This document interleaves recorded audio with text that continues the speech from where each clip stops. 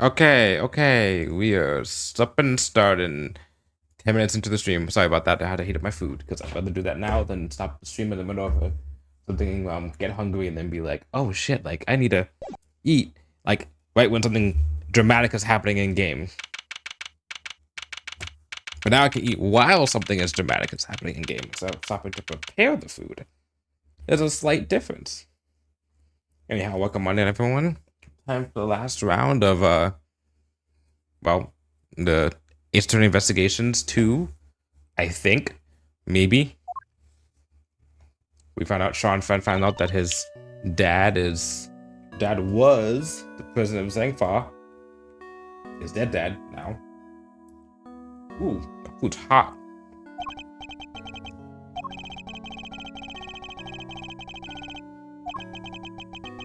What if this will cool down a little bit?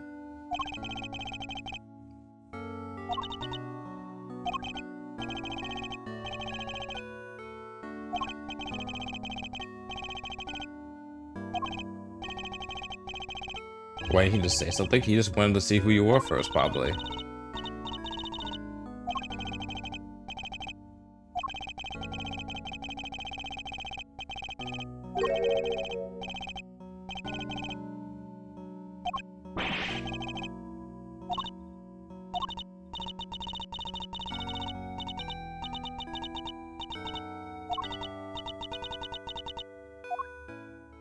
The weirdest thing is the fact that the mother, his actual mother, died of natural causes and wasn't like murdered by anybody. Bond between parent and child, as symbolized by the lion lily. I'm no expert, but it's native to Sangfar, so I know that much at least. I know it might seem insensitive, Agent Lang, but sentimentality won't help us here. We need to focus on what we can do about the case before us. You're right. I believe we've learned all we need to about what happened back then for now. How did it all line up with your father's theories about the case? That's right. I need to review a little bit. What we learned was that this guy was a journalist who was her boyfriend, lover at least. And he witnessed the president being kidnapped at the orphanage. Okay, the orphanage that his mother was gonna show up at, but she never made it. She may have been tailed, working clearly by now by him, who was covering for her, who used to work at the orphanage, which I'm not sure why he's not added that to the description yet.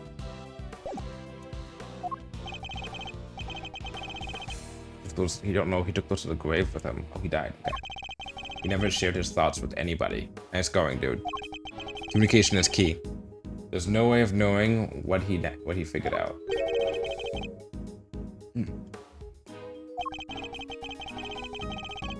Any positive on what we learned from Kay's reconstruction? Are we any closer to learning what really happened 12 years ago?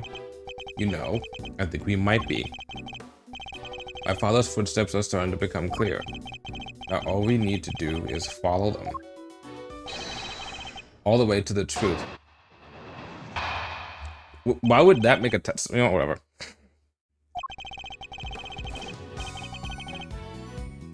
President went to the orphanage that night. That much we know for sure. The source proves it. Must have gotten there to to meet with Amelie Fenn. So he was kidnapped and Alden happened to see it. Alden hadn't been there, there wouldn't have been a murder. Just a kidnapping. Instead, they had to move his body to the planeters and stage that photo to throw everybody off the scent. Okay.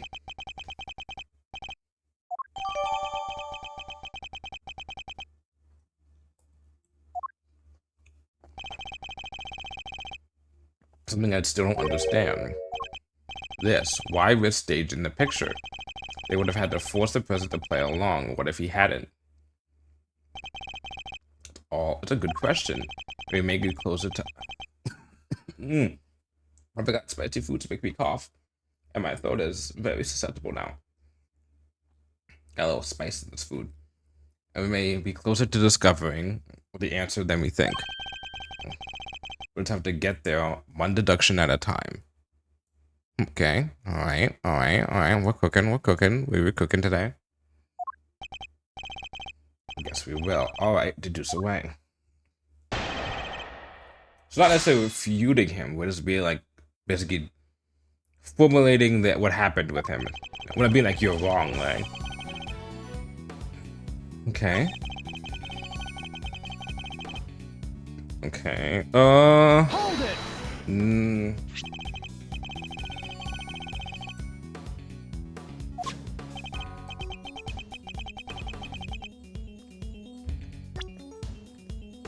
Let me hear that message again. Oh, we can't hear the message?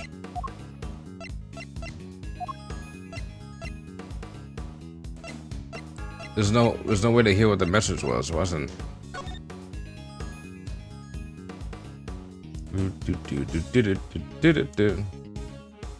Let's see, parent and child. Interesting. To record a message, ask the person to meet her at the orphanage at midnight. I thought it was established in the thing that like, oh, I heard you're going to the orphanage.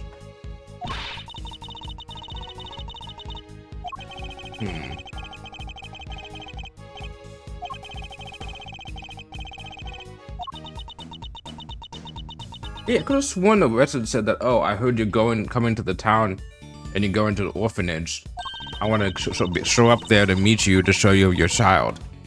Not that, hey, let's meet at the orphanage, but I know you're already going there.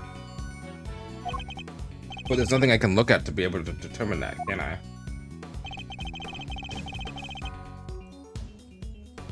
Okay. Hold it.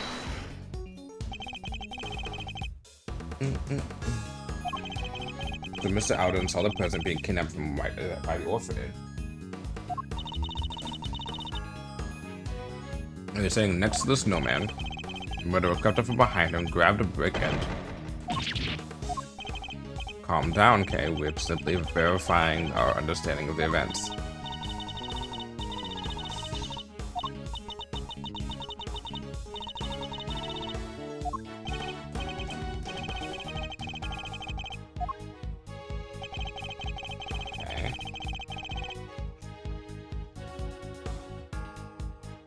If Arnold had been there, there wouldn't have been a murder, just a kidnapping.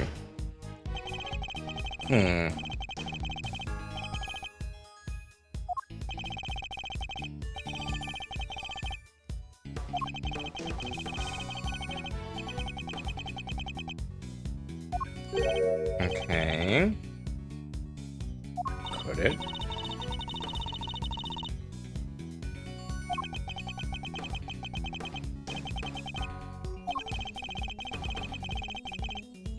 Because Arnold was the only person who died at the orphanage that night. Well, no, hold on. But that can't be true. We saw the blood.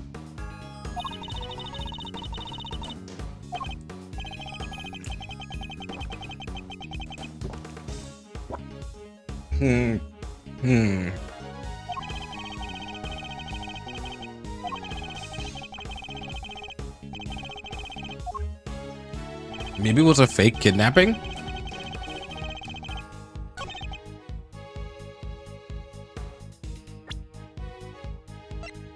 Okay.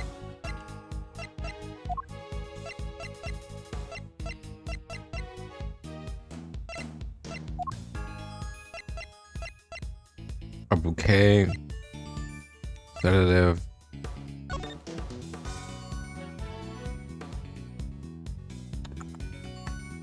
Huh. Photograph of the kidnapping stage. We're supposed to meet Ali, a family friend at the orphanage at midnight. Okay. This happened on February 10th. So ahead and died around 1 a.m. on February 10th.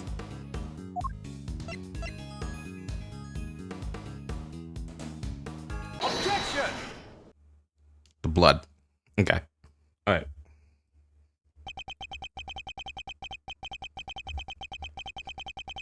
So there would have been no murder if Mr. Alden had witnessed the kidnapping? Is that really the case? Why wouldn't it be? The main aim was to abduct the president, right? So if there hadn't been a witness present, they wouldn't have needed to murder anybody. And yet it remains possible that Mr. Alden wasn't the only person killed that night. There was a large pool of blood between the planters, but Mr. Alden was murdered over by the snowman. It didn't belong to him. What if all that blood by the plants belonged to somebody else? But who could it belong to? Come on, Mr. Prosecutor, do you realize what you're saying, don't you? I do. It's hard to believe. I'll be the first to admit it. But it's what the evidence suggests. Not just one person was killed here 12 years ago, but two. You're saying they covered up a whole separate murder? But who else was killed that night? Whoever covered up this other homicide did so very skillfully indeed. They even seem to have been able to avoid it being mentioned in the files. But they didn't quite get rid of everything. They have a piece of evidence from 12 years ago they never managed to erase. Clearly still something else happened that night. Is it possible? They mentioned early on that the prison has body doubles. Body doubles. What if the president of Zengfar that we've been seeing for the whole this time has been a fake? Right? What if, like, this? I mean, I've already had the quite crazy theory is already true about him being that kid's son. I mean, that kid's father, right? Sean Fenn's father. But what if it goes even further than that? What if he died here? And the president that we've been seeing ever since then has been a fake? I mean, that's a Take that! Associates were going to try to shroud the existence of the other murder in darkness, but there was one piece of evidence he wasn't able to suppress, thanks to the efforts of your father, Agent Lang. My father? Cast your mind back, if you will. Something else was hidden along with the other evidence from the crime scene.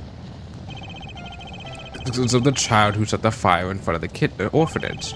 But why would the chairman Winner risk to erase him from the record?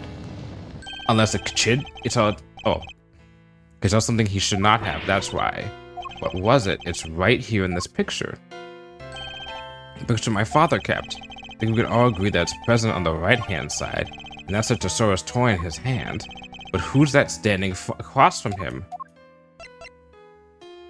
What if it's Bronco Knight is Artie Frost's kid, who after Artie Frost died, went into an orphanage because they made up a good point of saying in this incident that Artie Frost's sons would both visit until a day before the incident. From the day onward, their whereabouts are unknown.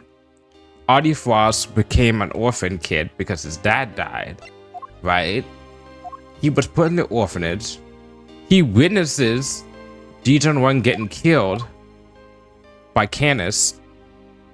And that's why it's not just the fact that, they've been playing chess together. It's because he's the witness. That would also give Canis a good chance, if he knew that, of being able to get Bronco Knight killed by using the fact that Fifi Lagarde is being very, what's the word I'm looking for? Paranoid about Canis having something on her, which would in turn have something to do about the fact that she knows that he was at the orphanage on that day, right? Holy shit. Okay, so anyway, yeah, Canis. Eastern robes and a black dog that can only be body armor Canis.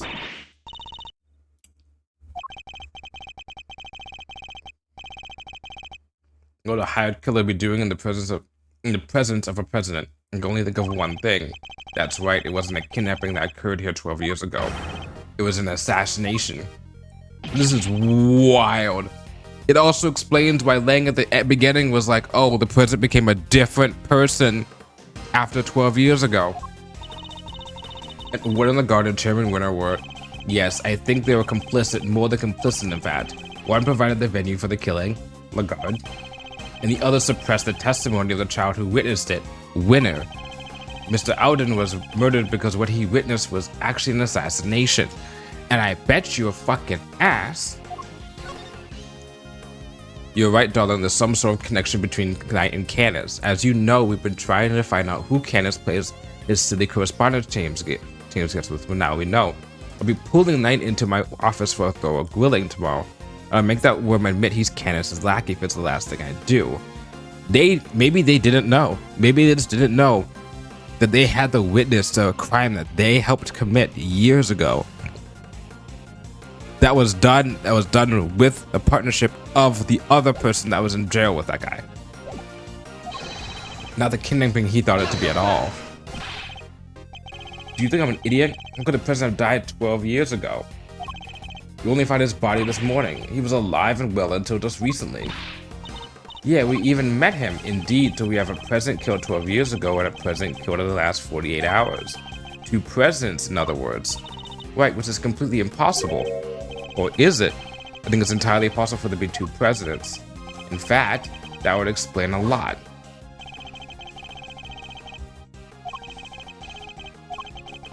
We held that place together. President Agent Lang spoke of as a noble and capable leader.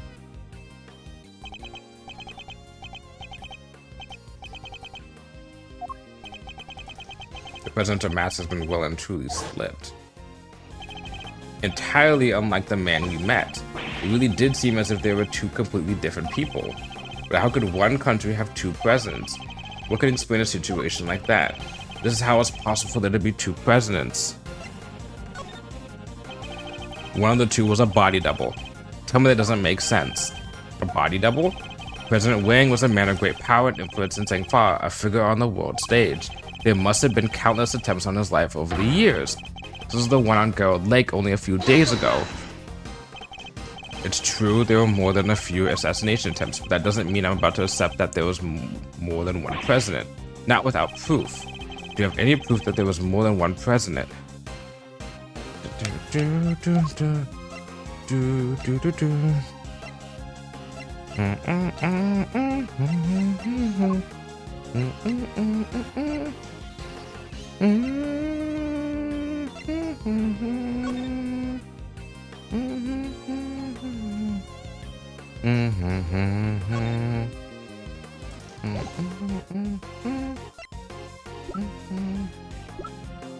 Do we have any proof? President Wang's here for some reason.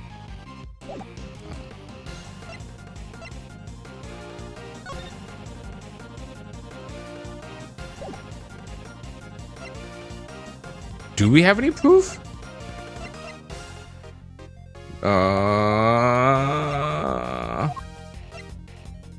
Crushing time to death. No, pollen. Contusions and bone breaks of extreme pressure from above. Concrete. Combination lock. Plotosaurus. This, not this, not this. Not this. Not this, not this. There's more than one president. Not this. Not this. Okay, building drivers don't be found. Not this. Not this. Not this. It's no further president. Every president, there was more than one president. Doesn't mention Wang, so not this. Not this. Not this. Not this. Not this. Take that! I don't think he's noticed the contradiction staring at him in the face. Was he just ain't able to accept it? What's the matter, Mr. Prosecutor? You're pretty quiet all of a sudden. In Amelie Fan's recording, she asked the president to be at the orphanage at midnight. But it shouldn't have been possible for him to be there at that time. Huh? How come? Because he was supposedly still in the embassy with your father, Agent Lang. Wait, is that true? Actually, I pressed that because that was the best option I had. It was actually...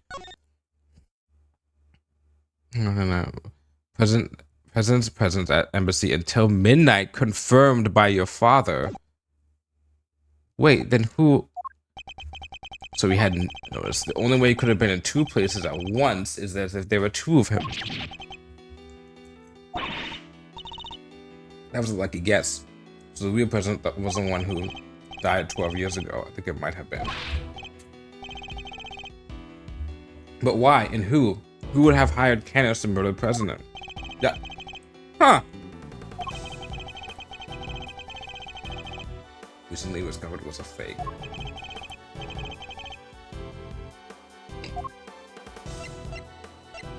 What was the fake evidence?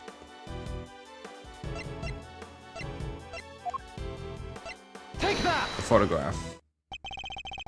Visit taken with Alden's camera was staged sometime after his murder. And Mr. Alden was murdered because he witnessed the president's assassination. In other words, the photograph, too, must have been taken after the real president's death. So who was the president in the staged photograph? The body double, nothing else makes sense. Okay, but where are you going with this? I believe the president's body double had him killed so that he can take his place permanently. Oh! And winning the guard helped him do it. Okay.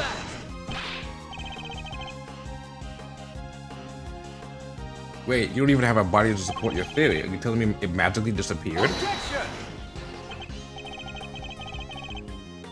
No, in fact, we know exactly where it wound up. The president's body was here the whole time.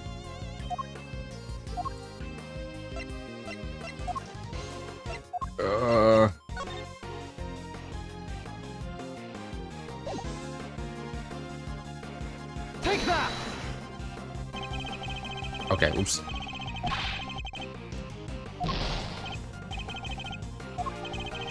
The president was killed right here, and what was one of the person also observed doing here?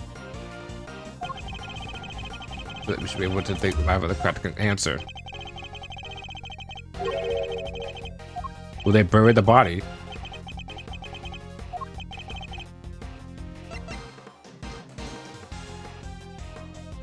Take that! I still presented evidence that has to do with that anyway, but whatever. Chairman Winner dug up something last night, something he couldn't trust anybody else to retrieve. We thought it might have been the ransom money, but it was actually something even more important. You mean, that's right, the real president's body. I think it's highly likely anyway.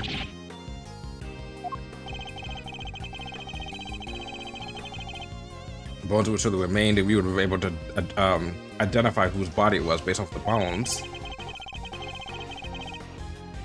Construction is due to start here sometime soon.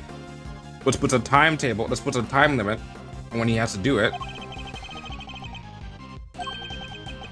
The shooting of the movie and the recovery of the president's remains. And that would have been an international incident. Yes, we do. Is their body under one of them? We may have to trace evidence to confirm it. Get me somebody from forensics. Oh, we can see a dead body.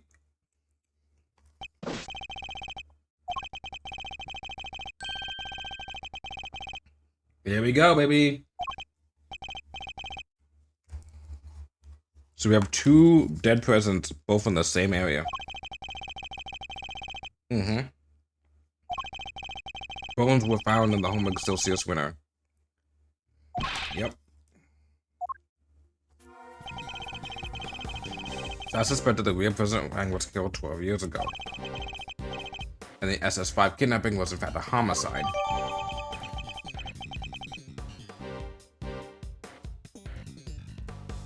So Beefy the Guard's not scared about Kenneth trying to kill her. Beefy the Guard is scared because Kenneth knows that she helped with this case. If it gets out that she was in part in working together with people to help assassinate a foreign leader, oh boy. I mean, she might also been fearing for her life, but the fact that he's behind bars after, you know, he worked with them on this stuff, oh boy.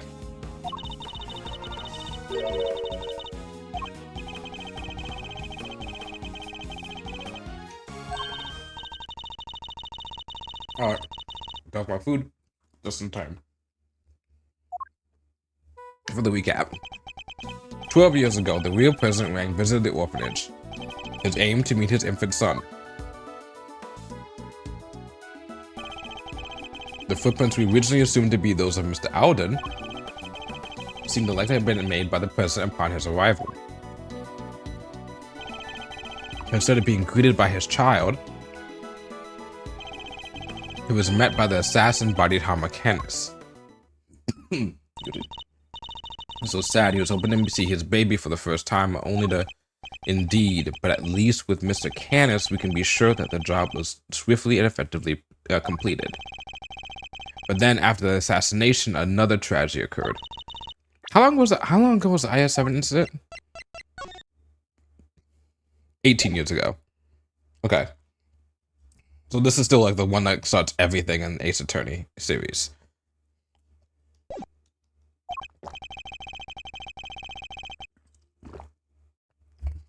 Seems he witnessed a key moment in the evening's proceedings.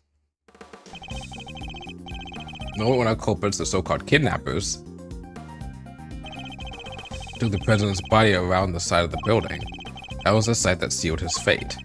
We've now established that he was standing by the orphanage gates at the time, far enough away that he believed that he was seeing was the president's abduction. At which point, the body double who had come to meet up with the co-conspirators walked right up behind Mr. Alden. That makes sense, leading to an unfortunate eyewitness being murdered by the man who was plotting to replace the president. So it was the body double who moved Mr. Alden's body too. Yes, I think it was probably was, but none of the footprints could have been his, could they? Actually, I think they could. In fact, we have a piece of evidence that proves how that particular trick was achieved, which shows how the body double managed to move the body without leaving any footprints. The shoes, right? Take that! What if the president's body double moved Mr. Alden's body like this, on the same path? Because he has to have the same shoe size anyway as the president he's replacing. So he just steps over on the left, goes on the tracks that were already there, places it down, and then either keeps on going and then they just burn off the footprints, or just goes back that way. Because he has to go back out anyway in order to shoot that photo that they fake. So you know there's three co-conspirators. He could have carried him to the other side of the entrance. Given that his job was to look just like the president, he would have been able to wear the same shoes. Ah, see? Meaning that if he stepped exactly in the footprints left by the real president, of course, his would have been the same shape and size. It would have looked just like a single set of footprints. So that's how it all went down. I'm so glad we figured it out. Wait, but there's one thing I still don't get. There is? What? Why do they need to pretend there was a kidnapping? Mr. Alden had seen the president at the orphanage and left a message on Miss Ringer's phone describing what he thought he saw. It would have been impossible for the conspirators to erase that message, so they had to make it look as if the events described in the message were true, by staging a kidnapping like the one he thought he saw. Exactly, I think the two people in the photograph are likely to be the body double and Fifi the guard. So he's the one in the trench coat? How can you be so sure of that? The two of them would have had to walk out beyond the orphanage gates to stage a photo, so she would have to go the other side. He could have just fit in the real president's footprints as he did before. They've done this in the case before where they've had a set of footprints and just walk backwards, man. Yep. The ones we usually thought were the killer, yes. They were about size 9, too small for Chairman Winner, in other words.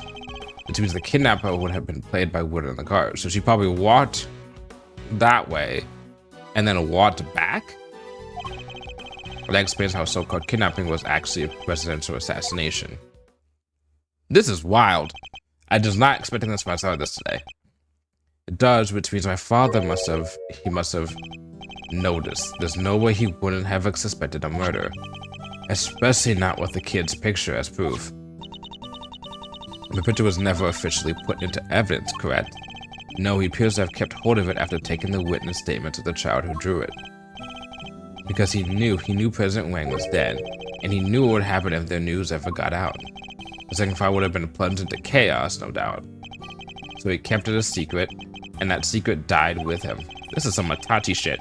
Even though I meant taking the blame for the kidnapping and our family name being ruined. This is definitely some Itachi shit. So your father knew the truth about what happened 12 years ago, but he chose to hide it? Well, it's finally coming to light at last. Okay. So where does that leave us? Is it indeed intriguing?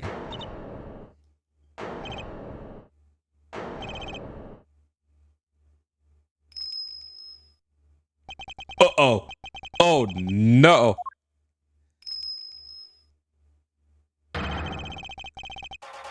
Bodied Harmacanus. What the heck are you doing here? We're the law. You can just show up in front of us like it ain't a problem. Forgive me, but I couldn't help but overhearing the fascinating conversation you were having. The opportunity to gloat over your past crimes was just too good to miss, I expect.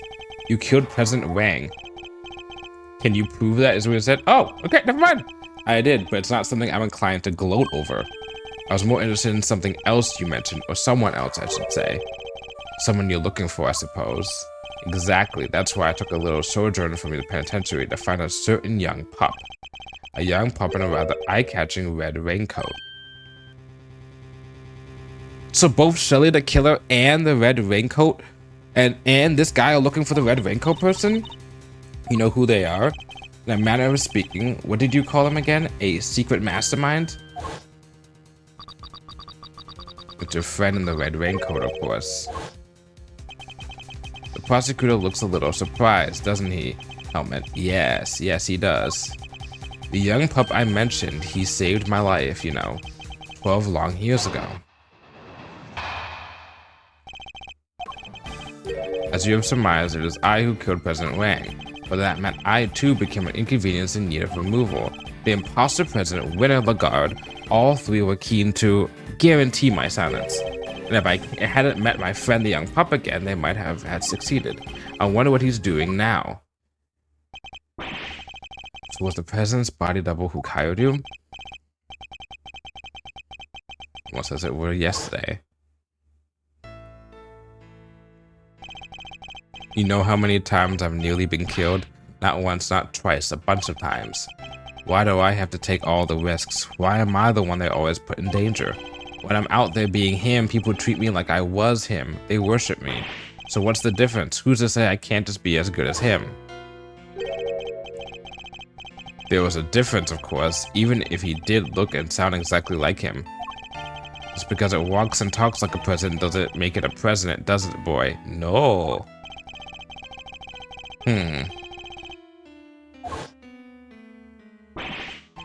Book's not around, that means I'm number one. I wonder if you have what it takes to step into such capable shoes. Of course I do. I'm the leader now, me. The president's double knew that his employer had a weakness, a young woman named Amelie. But in order to find her, he needed to enlist the help of locals. Locals such as Chairman Winner. Once Miss Fenn had been located, they simply needed to find the right time to lay their trap. The meeting she arranged so the president could meet his son, that would have been the perfect opportunity. Indeed, and with the help of the orphanage brought into the fold, their little conspiracy was complete. Now, quid pro quo, where might I find the pup? What makes you think the boy who helped you and our mysterious string puller are one and the same? He set a little fire that night, out there in the yard of the orphanage.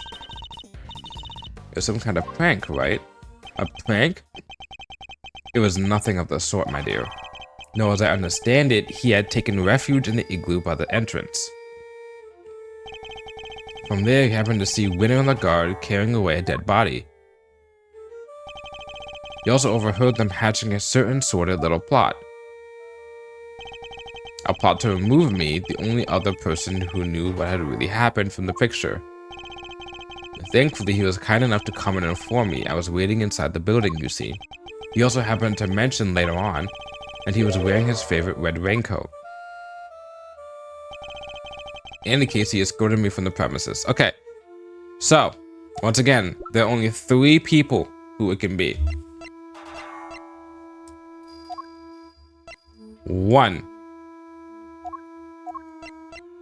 2. 3. The red raincoat? She's got a red raincoat that can flip out and out, probably. Bronco Knight? He would be an orphan at this point. Simeon Saint? Wild card.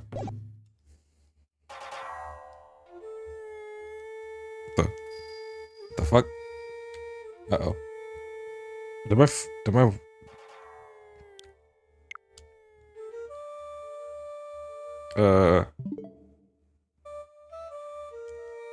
What the fuck? Uh-oh. That's not good. That's really not good. My game froze. No.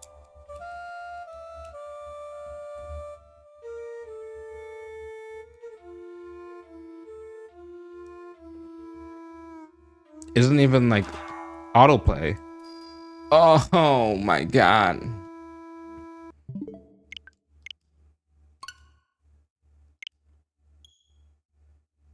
All right, let's go back in. I mean, it's an autosave, right?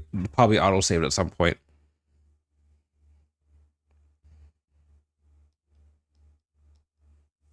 That was weird.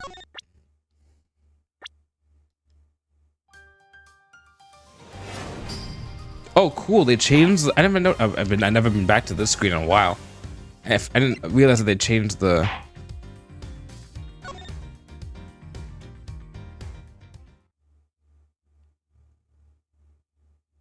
How far back is it gonna take me? Oh, that works. And being a very considerate boy, thought to erase both our footprints from the scene of the crime. It seems he had little kerosene set aside in the igloo for just occasion. Interesting. He spread it liberally around the place, and set himself a lot of fire. So that's what the fire was for. It must have been ever so beautiful. Winter and Lagarde were positively entranced. While they were distracted by the show, he took the opportunity to usher me out at the side entrance. You never answered my question. You really think he's the one behind all this? I do indeed, don't I, Helmet?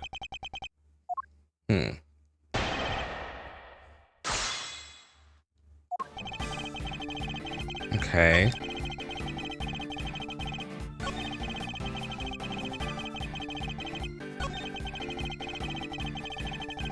Hold it! Okay, but why didn't they kill you in prison? On Colony Christmas Eve, 18 years back.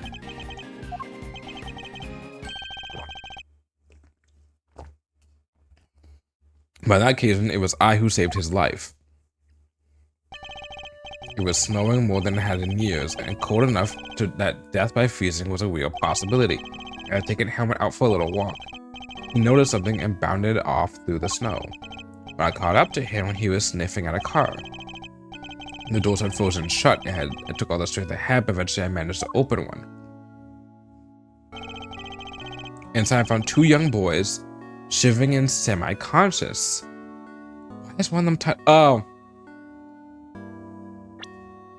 You still got that picture of,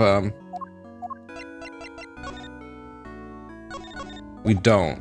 One of these kids is the victim's kid from the flashback case. The other kid is the killer's kid from the case. Two, yes, and I have found them, and even an hour later, the poor witches would have never made it. I took them both to a nearby orphanage.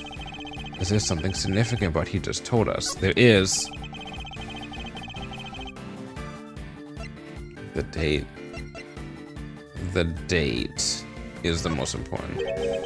This is on Christmas Eve, 18 years ago. You sure of that? Yep. Which was December 24th, 18 years ago. I am. Holy smokes. We have something that shows why that date is so significant. Yep, because Eddie Fender knows that because he was obsessed with that case for fucking ever. That was the same day on which a certain incident occurred, the murder of a well-known sculptor. No way. An incident in the aftermath of which two children went missing. The son of the victim, Artie Frost, and the son of the murderer, Carmelo Gusto. Now that you mention the little guys did go AWOL, huh? Intriguing, the son of a murderer and the son of his victim. I suppose that would make... Oh my god, it's Simeon Saint. Oh my god, it's Simeon Saint. That's it. There are two kids I've been thinking about this all along. What if both the kids are in the orphanage?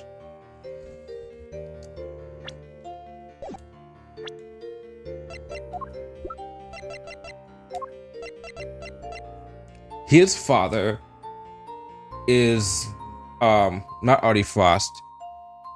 His father is the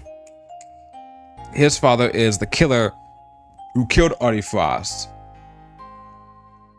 Because he mentioned something about them both not having kids, both being orphaned together or something like that, or him growing up together. Because he's childhood friends with the kid. He's childhood friends with what's his name, Bronco Knight. Bronco Knight is Artie Frost's kid, and he's the one who put out he's the one who has the ring, right? Proves that he's Artie Frost's kid, but that doesn't make any sense for this story because he's dead. So the only person who could be the Red Hood, who would be the person who would save him, who would still be around today by process of elimination, would have to be Simeon Saint. It would. One of the boys was bound hand and foot, you see. That must have been part of Mr. Frost's plan to stop Mr. Gusto's son. Yeah, Mr. Gusto. So Mr. Gusto's son is Simeon Saint, and Mr. Frost's son must be Bronco Knight. Indeed, because without his son to taste his creations, Mr. Gusto would have had no chance of winning. So that was what was behind it all. So neither of the boys were able to remember any such details. They weren't? No, when we met each other again on that night 12 years ago, the young pup explained it to me. It seems they really were on the brink of death when I found them. And the shock of the experience caused them both to lose their memories. They weren't even able to remember their names. Which would have known they were Mr. Frost and Mr. Gusto's kids. If that's what he's telling us is true, that would seem likely, yes. Which means we still don't have enough to tell us who our mastermind might be. But I know. I fucking know. Would you mind telling us what happened next? By all means. The pup and I remained in contact even after I was sent to prison. But then I stopped hearing from him. I couldn't help but worry. And then people from 12 years ago started cropping up all over the place. It rather piqued my curiosity, so I thought I'd temporarily regain my freedom and look into things. People from 12 years ago? You mean the guard, winner, and the president, I assume? Well, when the guard was in charge of the prison where he was an inmate the whole time, right? I fear it wasn't as kind to her as I could have been. But then she did try to have me killed. You already know why, of course. Because you murdered President Wang, but they needed the world to believe he was still alive. Exactly. So if someone had exposed the president as a fake, it would have been bad for the guard and Chairman Winner, too. Which is what I said like 20 minutes ago? I don't know. Exactly. And not only that, I happened to overhear something else intriguing that night. What did they get out of this? I'll be at the orphanage on the evening of the 9th. I'll be waiting in front of the front yard. I thought you can meet him if you like, even if it's only just this once. I know you're a very busy man, but anyway, that's where will be. Goodbye. Who are you? Sorry, but I'm waiting for somebody. I know you are, President Wang. I couldn't help but overhearing the news. Congratulations. But please don't worry about your son. I only kill those I'm employed to kill, which in this case means you. No. Wait, this is my first chance to meet him. And it might be my only chance. Please, just give me a few minutes longer. I thought he was going to beg for his life, but no, an interesting character. I told him I was not aware he had a child. No, he said and shook his head. Neither was I, but the world will know that I have one now. I mean to make sure of it. I even prepared something in case the worst comes to the worst. And the son in question, it was the young gentleman with the horns here, correct? Horns, you could see them? I don't need to, my dear. I've been listening very carefully, you see, and for longer than you may realize. It's the will. But it's not simply enough to have Candace's word on the matter. Of course, we have something that proves he's telling us the president is true, the will. A will everybody knew about, he entrusted to my family to show his belief in us after all. The name in the recording, the preparations he had made, and his will. With those 3 pieces of information, I was able to convince one of the guard to do anything I asked. With the information at his disposal, he could have exposed the truth about the body double at any time, and Sean's true identity with it. So that's why she's been trying to interrogate him all this time also too. President Wang was more agile than I'd anticipated. He blocked my first knife thrust with something soft. By the time the piece broken off with a hit the snow, my next strike hit its mark. I was the only one present to hear his final words. The only one who knew the truth about his son. Well, me and that poor pup.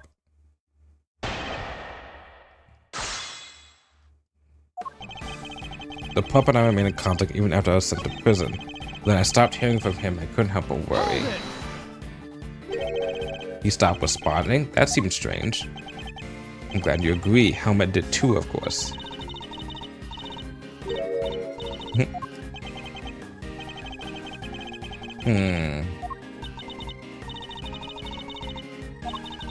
That look he's giving me, the super intense, kind of scary glare. Is that trying to say he's hungry, is he? He might be. Uh-oh.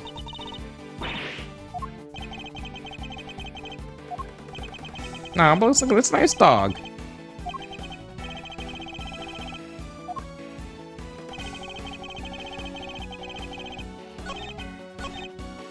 Remained in contact even when I was in prison. So you were able to continue communicating with him from prison? I was, via post office box. What's that? It's a means of exchanging mail without revealing one's own address. A P.O. box. I never knew who he was. I wasn't able to slip out and track him down. I was being kept under a rather strict supervision, you see. What were the two of you even communicating about? We were playing correspondence chess, of course, that and grabbing about our respective lots in life. Used to play that with Mr. Kansas' chess opponent was Mr. Knight? Yeah, it was Mr. Knight. We found the diagram of the game in his cell, too.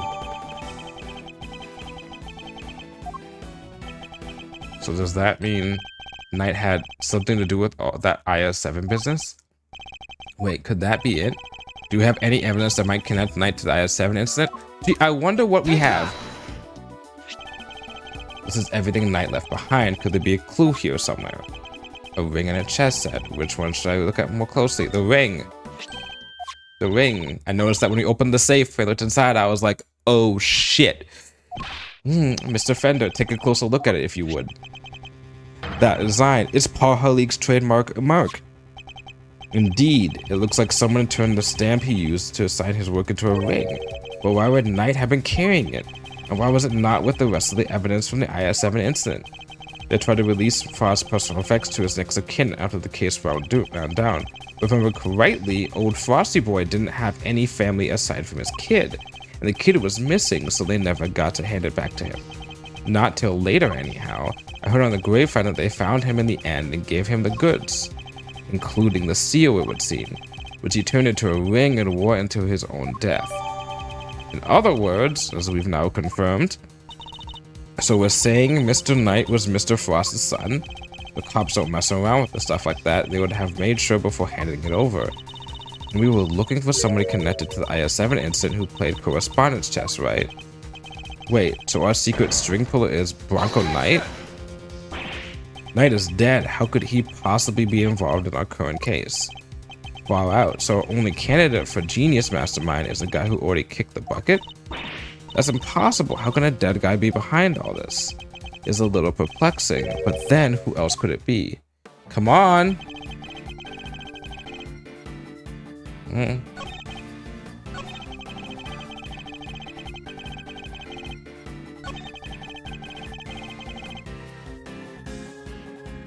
In Braille? Was that new? That's how you want all of them? That's right, I have the tools to do so in my cell. They have to use special tools I never thought about before, but I guess that makes sense. What exactly did you write about, if you don't mind me asking? Oh, this and that, general chit-chat, and chess moves, of course. That's interesting. Speaking of chess moves, how's that piece you carved yourself move, the dog? Okay. Okay. Alright. Who does he mean? Who's this puppy he keeps talking about? Who indeed? It seems not even Mr. Canis knows his true identity.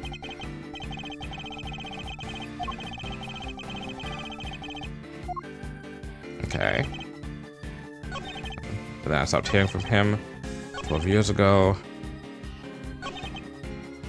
Present. Objection! You said that you wrote all of your letters in Braille, is that correct?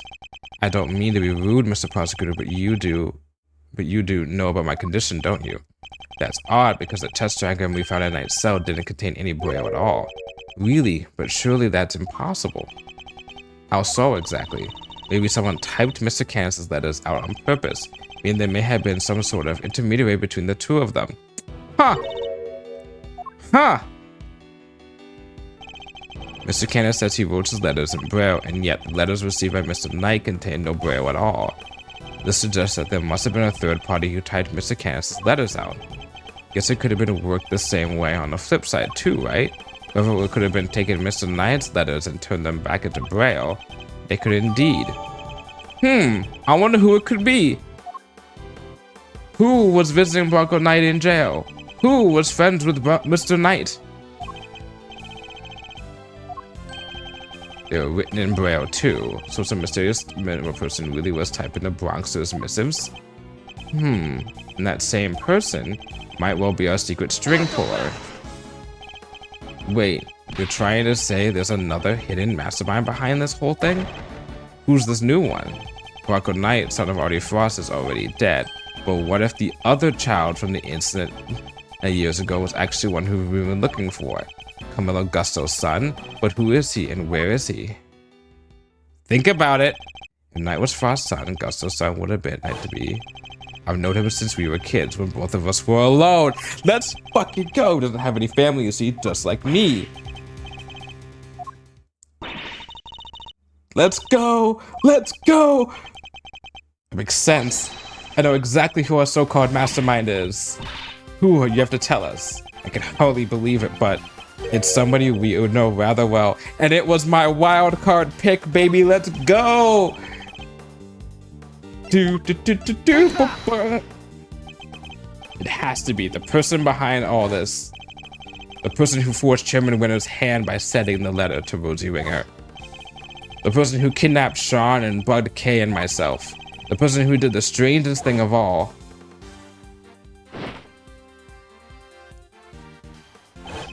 Who drugged Kay and carried her up to the roof of the big building. Wow. It was the monster. What? Did you really just say what I thought you did? Yes, the monster. That was the key to the unmasking our mastermind. Oh, I almost forgot. We're doing a new show soon. I'll have you come, Mr. Edgeworth. I'll be joining Regina on stage for this one. That's right, the Big Bear Circus is the biggest, most fabulous event in town. Oh, you'll have oodles of fun. Miss Lloyd, could I ask a favor? Oh, hi, Cindy. Hi, Cindy. How's it going? Welcome on in. Nice to know at least the sound that works properly. So, hello, me? What kind of favor? You told us you recorded the sound of the Tosaurus breathing fire. Proof? What kind of proof? Did you capture something on your tape recorder, perhaps? Ooh, you're a good boy, Ruffles, sharper than a gosh dang tack. Welcome on in. I'm just about to get to the part where unmask a culprit that I called less than 15 minutes ago. I captured the sound of that big old beastie breathing fire is what I captured. Sure did. Like I said, I didn't precisely see the guy, but boy, did I hear him. Can we listen to the tape? You surely can. Let's see now. That's it. That sound, it must be what I think it is. My theory has to be correct. The theory about the monster, the identity of the person behind all this, it's all falling into place. Miss Hurt, you saw a giant eye in the window of the storeroom, did you not? Yep, snap me a picture of it too, even if you can't rightfully see it so well. We can't see it behind right now. There's a gumshoe. Yes, sir. Your image analyzer, can we borrow it again? Sure, but what do you want to look at, sir? The photograph right here. Gotcha, I'm on it. The clue we're looking for must be here. We have to find it.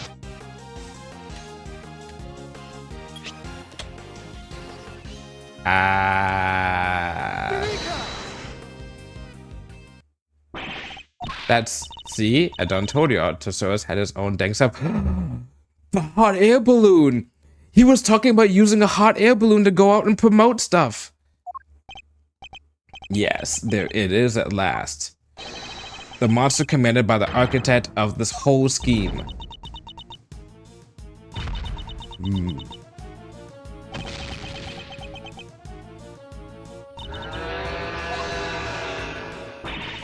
You're finally ready to admit that he's danged well real? Well, Big Bad Bull himself?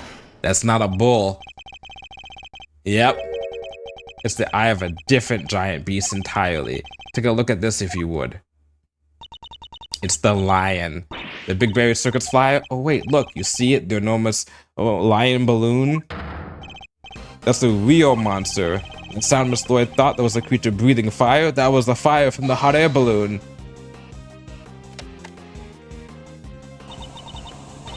You're really gonna bring me crashing down to Earth like that? That's how balloons fly, huh? They burn gas to make hot air.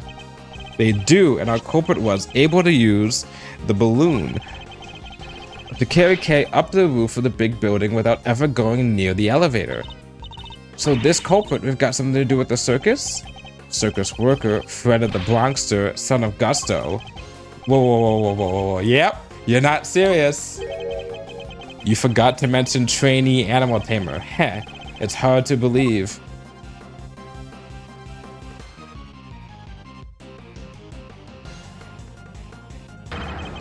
But he's the one who's been pulling the strings this whole time. That's right, Simeon Sate is the one behind all this.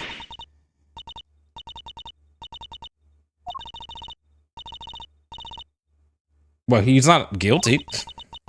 You can't tell me that that was all lies. That would be too horrible. Well, I'm sorry, Kate.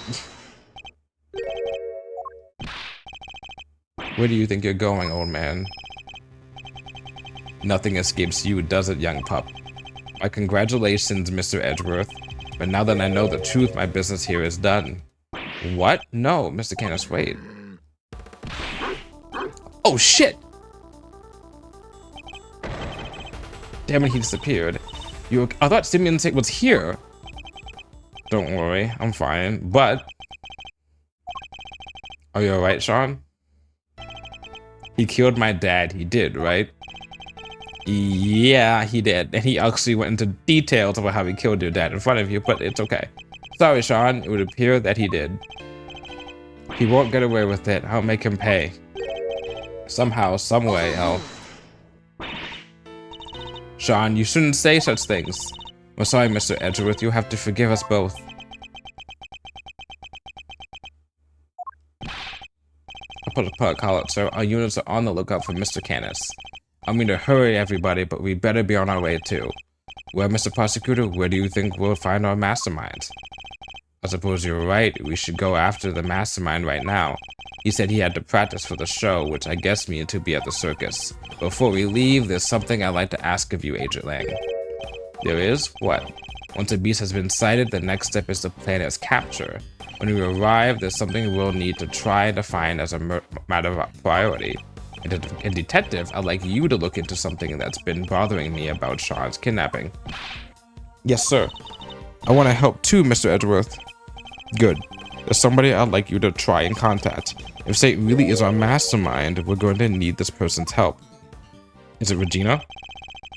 Between our many encounters, I've never expected a thing. Even though he was right there in front of me. I messed up. There's something out of the way of putting it. But I'm going to put things right once and for all. This has been a really good fucking game. Holy shit. For people who come in so far, how detailed this has gone. Am I in the end game now? Oh, I'm in the end game now. Let's go. Wait till I have my court record available. Okay. To put this the case, the first case in this game was about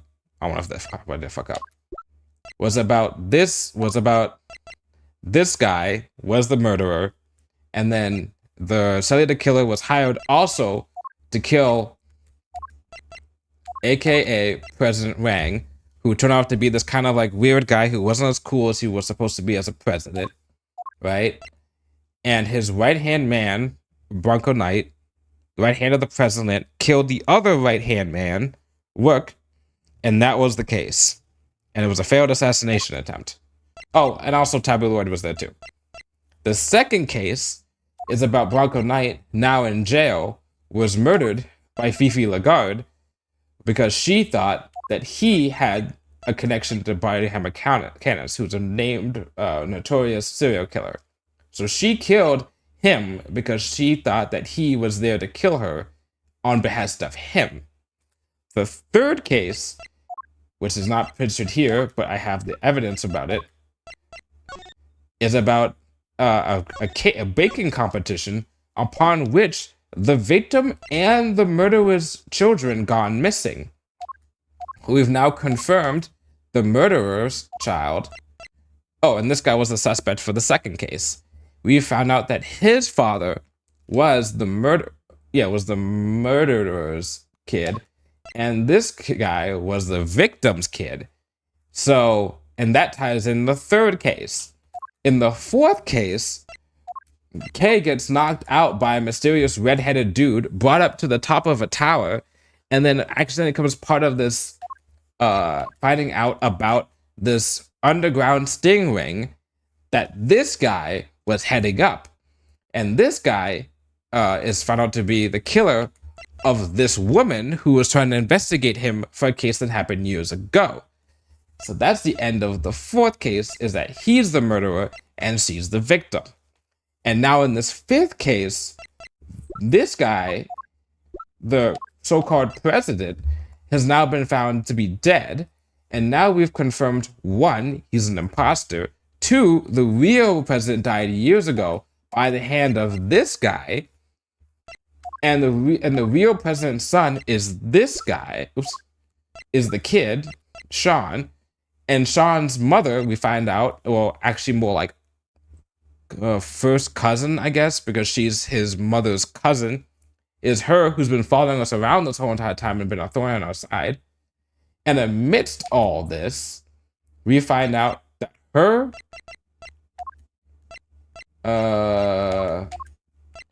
him and him all worked together with the body double him to assassinate the real him. And now we've also found out that he was doing correspondence chess through him to him, and witnessed way back in the day him get murdered.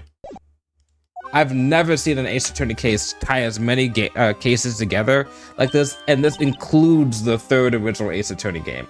Every single case, well, you know, the first Ace Attorney Investigations game did it as well, but this is just insane.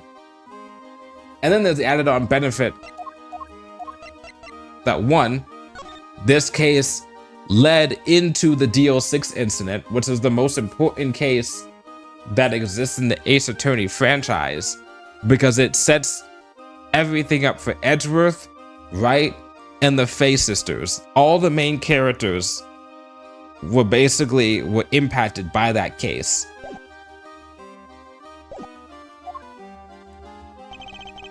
You guys come to watch the show? Hello, Miss Berry, Miss Saint.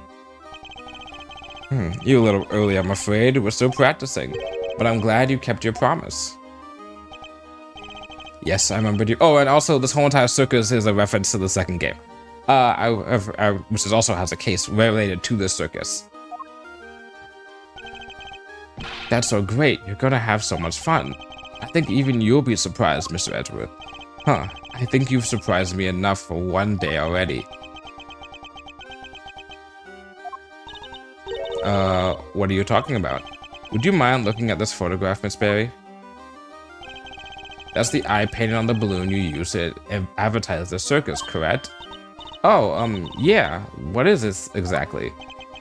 I have a strong suspicion that the balloon was used by the criminal we've been looking for. You do? Who usually is in charge of the balloon, if you don't mind me asking? Oh, that would be Simeon. But wait, you don't mean,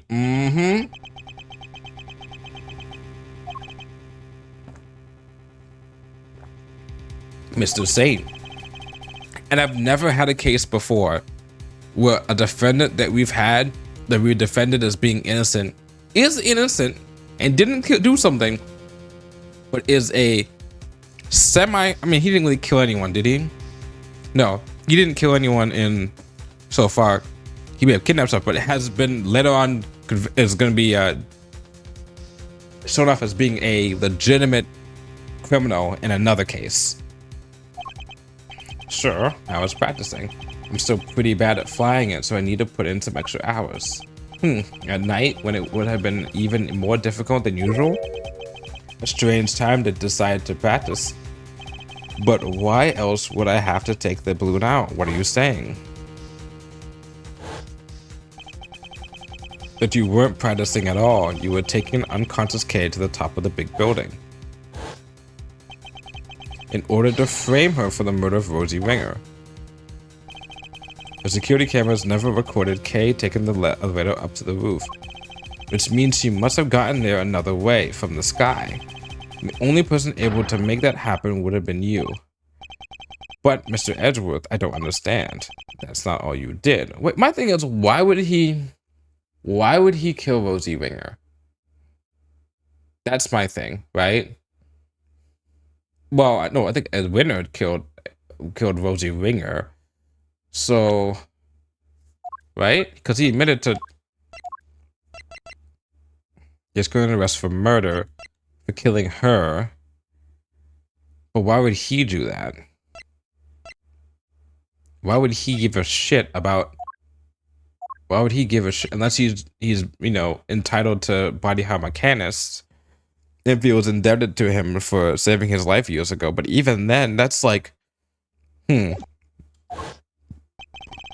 also attacked Sean in the garbage disposal area, drugged him, and carried him away.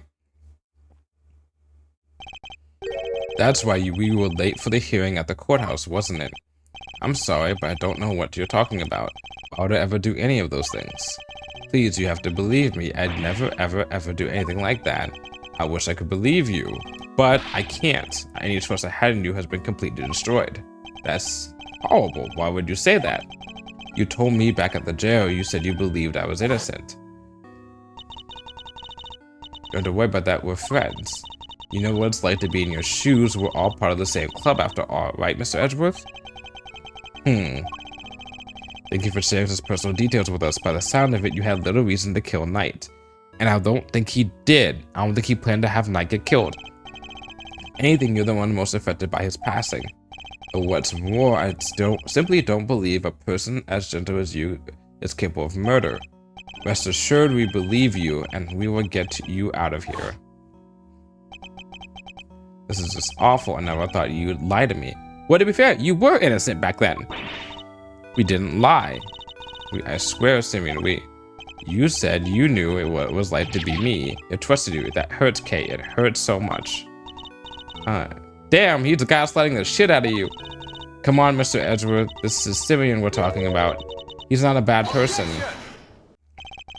I see it now. That's your strategy, isn't it, with everybody? You root out their psychological weaknesses and exploit them. And without even realizing, they wind up doing exactly what you want them to. Exactly the behavior one would expect from the arch manipulator behind our recent troubles. I was too blind to see it before, but you won't fool me again. Simeon Saint, you are guilty of crimes too numerous to mention. Oh, so that's how you wanted to play it, huh? You always did have the courage of your convictions, I guess. Luckily, grinding people's self-belief into dust is kind of a hobby of mine.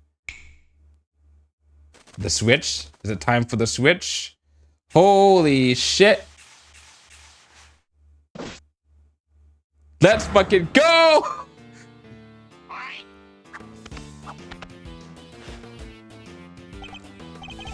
Well done. Holy shit, he switched. This is certainly a side of him we haven't seen before. So much for the trainee animal trainer who wouldn't hurt a fly. I guess that was all in that. But I'm glad we're finally getting to meet the real you. Simeon, this can't be true, can it? Truth, lies, what does it matter? Huh? All you need to know is that Mr. Edgeworth here has made me very mad indeed. Holy shit, that's way different than I thought. I thought he'd be at least a little bit of this, like, you know, redemption or like Aqua was, whatever. But no, he is. Now he's going to pay. Sure, I went up to the balloon a couple nights ago, but I was just practicing. I guess somebody took that picture when I flew by the big building. I fly around the area doing promo stuff for the circus all the time. Nothing to see here, Miles, nothing at all. So you go up in the balloon reasonably often? Yeah, promoting the circus like I said. Is that true, Miss Berry? Well, it's true that it's Simeon's job to go up in the balloon and spread the word. I guess just about everybody in the area would have seen him up there by now. That same balloon was used in the commission of a crime. Nonsense! I just happened to be in the area when it happened. Somebody took a picture when I was floating past the big building, that's all. Alright, I was just by the scene of the crime. Alright, you got nothing on me. I'll be the judge of whether you just happened to be nearby, thank you very much.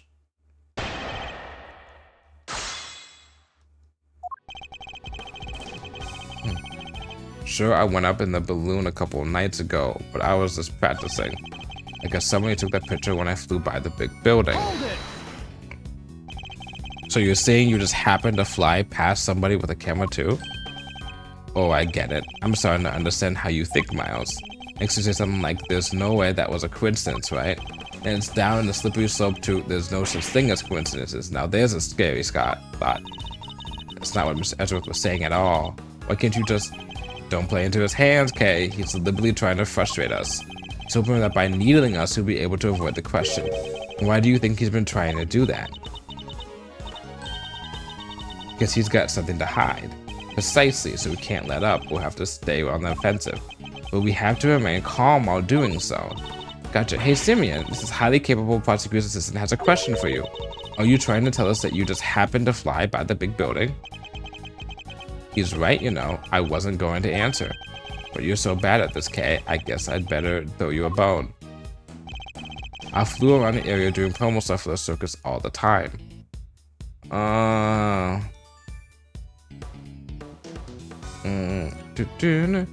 it!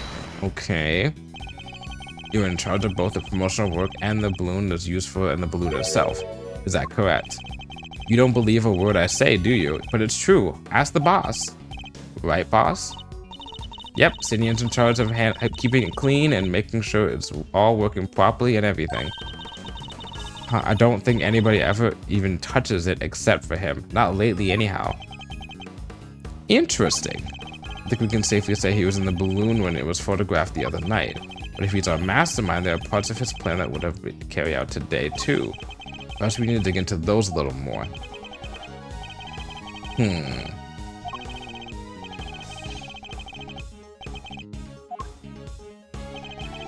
Nothing to see here, Miles. Nothing at all. Okay. Is that so? Not only were you flying at night, multiple crimes were committed on that same evening. And you expect me to believe that there is nothing to see, as you put it. Are you trying to provoke me, Miles? Oh, now he's doing the thing, but now it's like tauntingly. It's not very nice, you know, starting fights with people. I'm a clown. We're all about smiles, not frowns. Okay.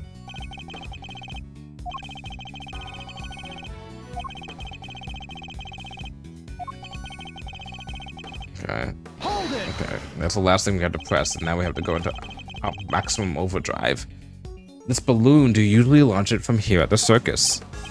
No, you need a wide open space. There's a park over by Sunshine Coliseum. That's where I usually take off from. I see, and how do you get the balloon to the park to launch it? Not by hand, that's for sure. That thing must weigh a few hundred pounds. It's kind of impressive that it can get off the ground now.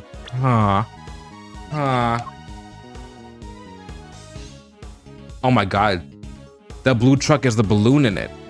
Oh my god. I was wondering what that little like wicker basket level shit, that straw basket was in the truck. And I was trying to think of what that was, but that's how he's gonna talk about how he moves it with the truck.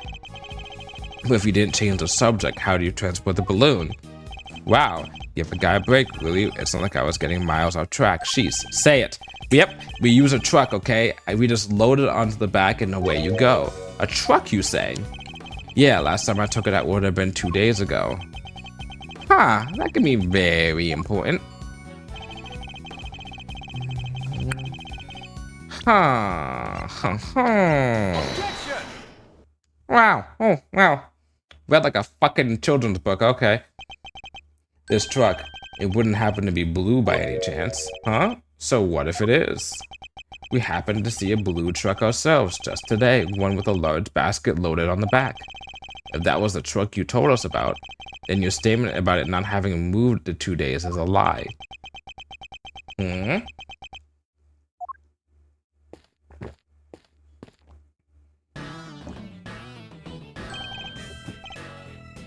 Eat there. Emma.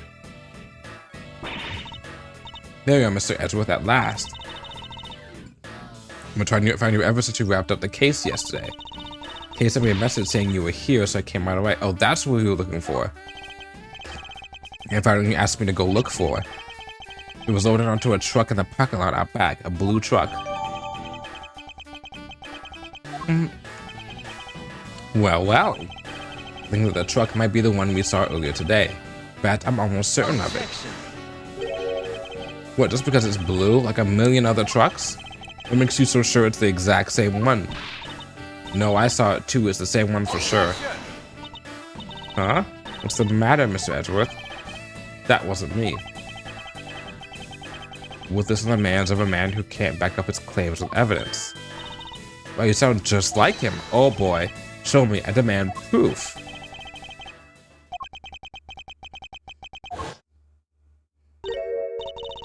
What are you doing, Mr. Edgeworth? Why are you touching the truck? The engine's cold, which means it's been here for a while. So your fingerprints are on it. I'd like to have the truck dusted for fingerprints. Huh? Why would you want to do that? Because I expect to find a certain very specific set of prints. And if I do, they might prove beyond a doubt that it was the truck we saw in front of the Biggs building. Whose fingerprints would prove that the truck as I saw? Mine. Yours? You're gonna find your own prints on there? I do, because I put my hand on your truck when we saw it in front of the big building. Let's see what we can find, shall we? Emma, could you lend us your scientific skills one more time? That's why I'm here. One moment, please. Alrighty, take it away, Mr. Edgeworth. Me? Who else did you think was going to do it? Someone who wouldn't be biased? Don't worry, it's easy. I'll show you how. Alright. So spread the powder over the area you want to search for prints, like this. And then blow on a DS, but we don't have a DS, so we have to do this the old-fashioned way. Select the fingerprints, so once you found one, make sure to dump plenty on there, and blow away the excess. Yeah, with your mouth. Ha! That. That's why I like to put the DS. In the DS games versions of these things, you would be tapping on the screen, and then you would actually have to blow into the mic to blow away the stuff. It was actually very little immersive, if you might say so. But now it's just a button. Same thing with luminol spray. You would tap the luminol onto a scene to spread the luminol. Just get as much as I fucking can right now, and just get one good blow. I should have reworded that.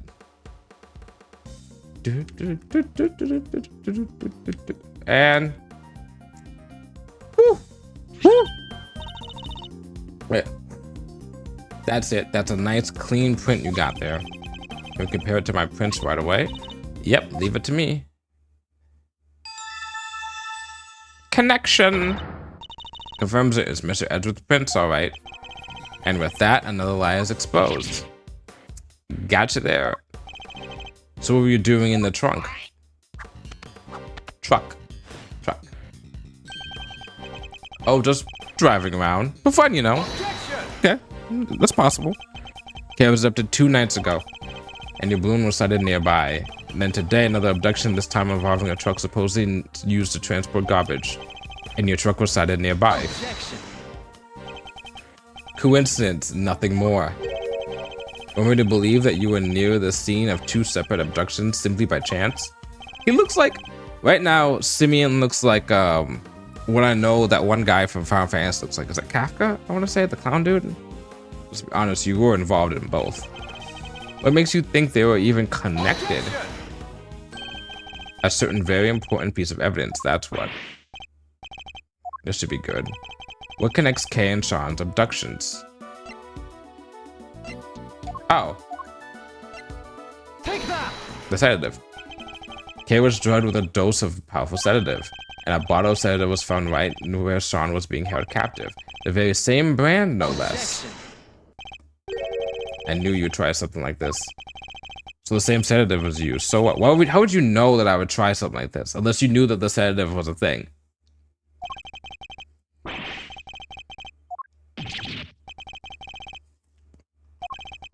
There must be a piece of evidence that can tie him to both crimes.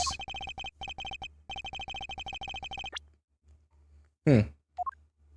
Hmm. Hmm.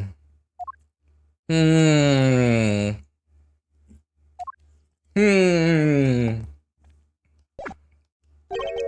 You force evidence to fit the crime, or you flat out make it up. Just as long as somebody goes to jail. In real life, yes. In this, also yes. But not right now. You're no different from a certain other evidence tamperer who you've had the misfortune of meeting. I'm nothing like him. Then show me. Hit me with your killer piece of evidence. You must have one, right? We have nothing that can tie him directly to the kidnapping. Okay, you just done there, Miles? You about done there, Miles? No more cheap shots left to fire? Great, well I have to show to be rehearsing for us if you don't mind. Hey, come on now, you two. There's no need to get all hot under the collar. Wouldn't want your good looks running down your face now, would we, Simeon, old pal? What are you sticking your nose in for? Hey, I just sense the vibe getting a little harsh and heavy here. That I ought to lighten the mood. Help me out here, Kay. Lift our spirits with a little dose of gold great thief magic. You don't have to tell me twice. Okay, let me see if I can do Simeon's voice. Here goes. Objection. What do you... Take this seriously, will you? Thought you can do with somebody running a little interference for you, Master. Not the most ethical approach, I know, but again, Kay, again.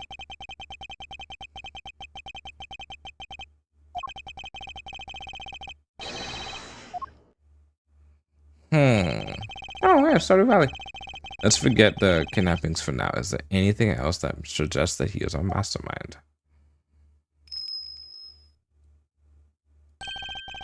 Of course, Canis was looking for a secret string puller too, the young pup as he called him. If I could prove that Mr. Saint was the same young pup, then perhaps... But what evidence do I have that might point to him being involved behind the scenes?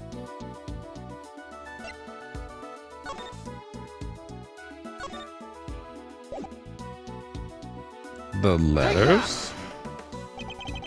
This letter was sent by a mysterious mastermind, I'm sure of that. I was actually a good guess. Wasn't 100% sure about that. I just don't have enough to prove it yet. Let's see. Okay, guess we could maybe sing a song. Come on! At least try to hide the fact that you're playing for time, amateurs. Oh, I love to sing. Won't you sing with me? We'll sing and be merry and happy and free. That voice is giving me goosebumps, and not in a good way. Stop! Yamaro! President ties Mr. Saint to this case. But what evidence do I have that might point him to being involved behind the scenes? Wait, so do it twice? Or maybe it wasn't allowed. Huh. Him being involved. Not this. Not this. Not this. Not this. Not this.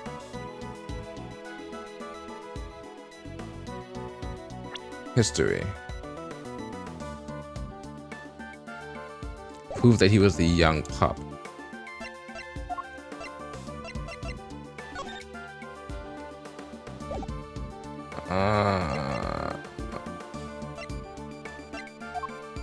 I do have one thing. Take that. No.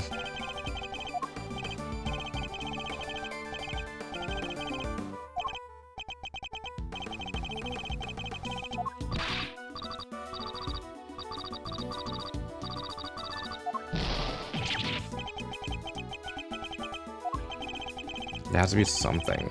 It's here somewhere, I'm sure of it. Something that proves the link between our current case and the secret string puller. What would we involve? Oh, the bug? No, not the bug.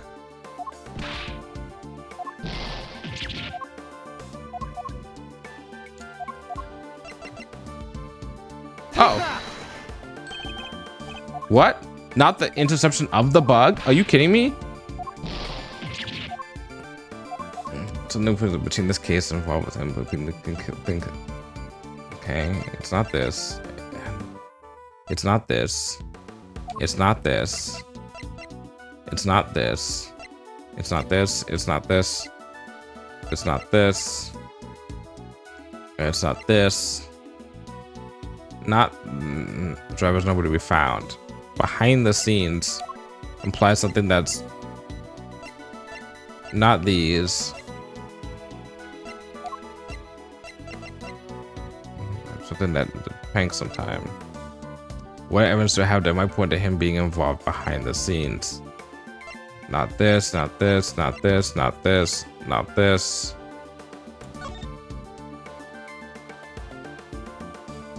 Huh. Huh.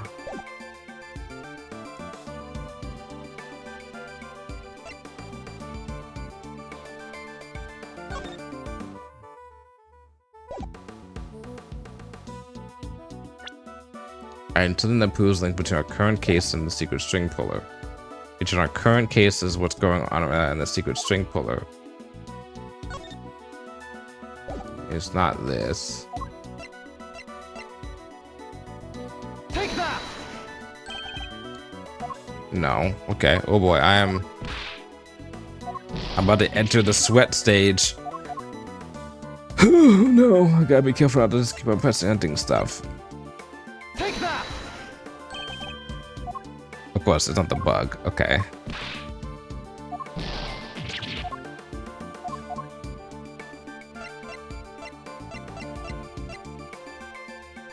Lilies, the concrete combination lock was cut. It fell on the roof. There's nothing that points that to him. This, we can't prove that it was him behind the scenes. We can't prove this. We can't. That's nothing to do with him. That's nothing to do with him. This has nothing to do with him. Right? This has nothing to. Well.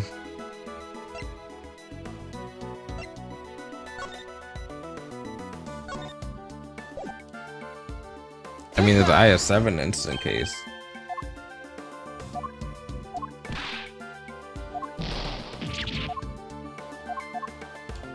Am I gonna have to brute force it? Ugh.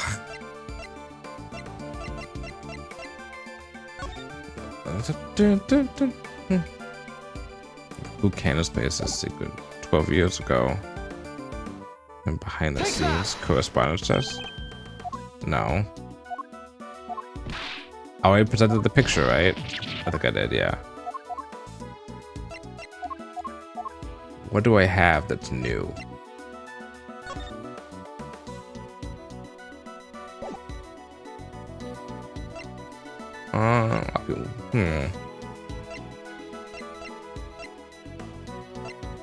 Take that. The fire? Oh, involved in this case. Let's take the hits. I'm gonna take all the hits and then fail.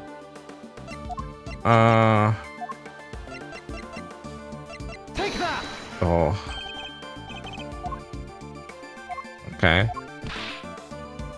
And then last but not least, I know is the truck. Take that. Okay. So okay.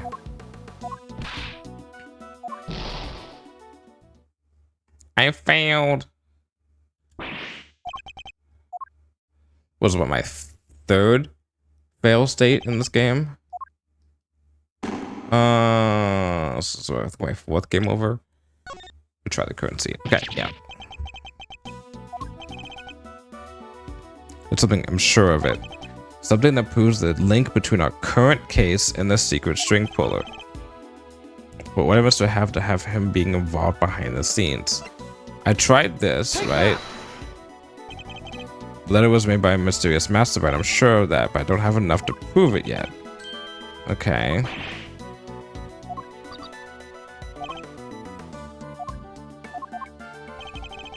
What evidence might I have of him being involved behind the scenes? Do I have anything written by him?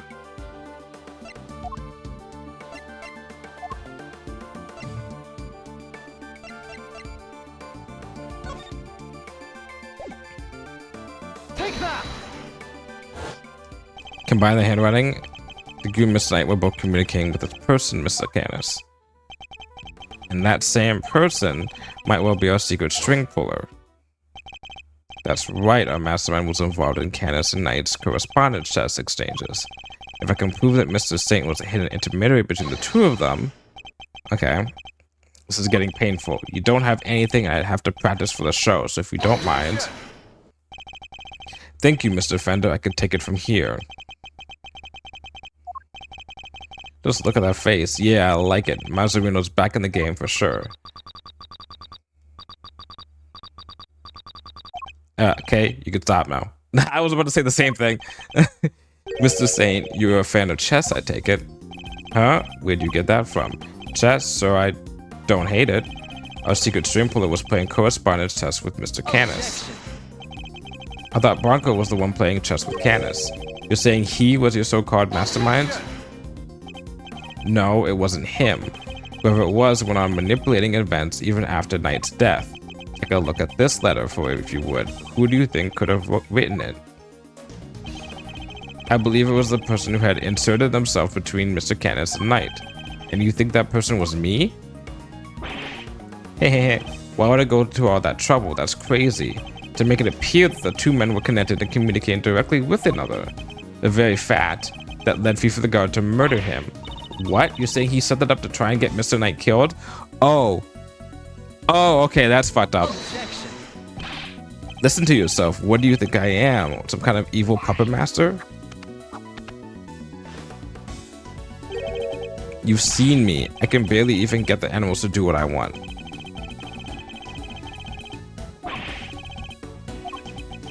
I'd like to have your room searched. I believe we might find... Nope, he's going back. Nuh-uh. Letters? You won't. Trust me. What? Once I'm done with something, I put it straight in the trash.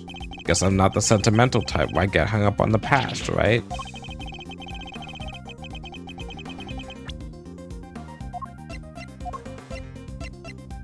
I can't look inside. Guess you went in without the evidence you needed once again, huh? That's a bad habit, you know.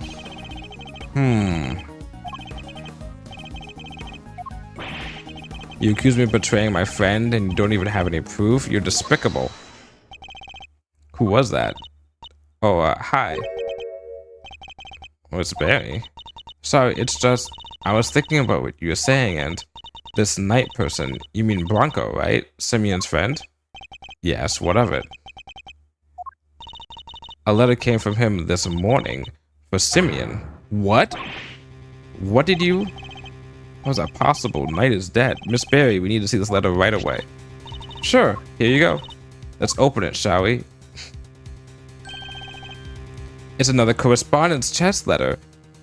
Here's my next move. Pawn to g6. Someone else smell checkmate. Can't wait to see your face when you lose. Hope you're never gonna beat me. Not at chess. Next move from the game with Mr. Canis. Can anybody else smell checkmate? Can't wait to see your face when you lose. But you were never gonna beat me. Not at chess. Yeah, that's what I just said. Okay. It's postmarked the 26th of March, the day before Knight died. I guess it must have gotten held up en route. What a lovely coincidence. Well, we do move around a lot. It's part of being a traveling circus. Our mayor arrives late all the time. Interesting that it's addressed directly to you, Mr. Saint. Huh. This is it, isn't it? The proof that we needed that you were the one facilitating Mr. Canis in Knight's games. One of the letters you would have transcribed into Braille in order to create the illusion that they were somehow connected. Curse you, Bronco, you're still getting in my way. Even now, I hate you. I hate you. Simeon, how could you? Mr. Knight was your only friend. Was he though? His dad killed his dad. I mean, Simeon's dad killed Knight's dad. We weren't friends. I stopped thinking he was my friend 18 years ago. Right around the time of the IS-7 incident, in other words. I nearly froze to death because of him. We were just about to head out and meet my dad at the contest, but then Bronco showed up. He pinned me down and tied me up. He was crying the whole time, whining on and on. I'm sorry, but my dad says I have to do this, and if I don't do what he says, he's so scared. That's right, because Artie Frost's dad was trying to blackmail Gusto, and then Gusto backed out. Stop it, Bronco, stop it. I have to go meet my dad, I promised. If I'm not there to taste this candy for him, he'll be so upset. That's right, because Satan, well, he had to test his father's, stuff because he can't taste anymore. He needs me. If I don't go, he won't be able to show everybody else he's the best in the world. But no, he locked me in that car with him, and the two of us nearly died. Oh, those are the opposites. Oh, that makes sense. It wouldn't have been Artie Frost's kid who would have been it would have been Gusto's kid that would have been tied up. He thought he could get out, but when he tried the door, it was frozen shut. We were trapped. And that's how I lost my dad. You lost your dad? Yeah, Bronco's dad killed mine. He was the son of a murderer. Wait, no, hold up.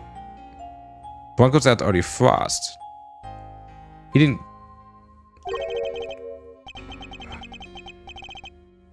Wait. Is he Artie Frost? Wait, no, hold on. Doesn't make any sense.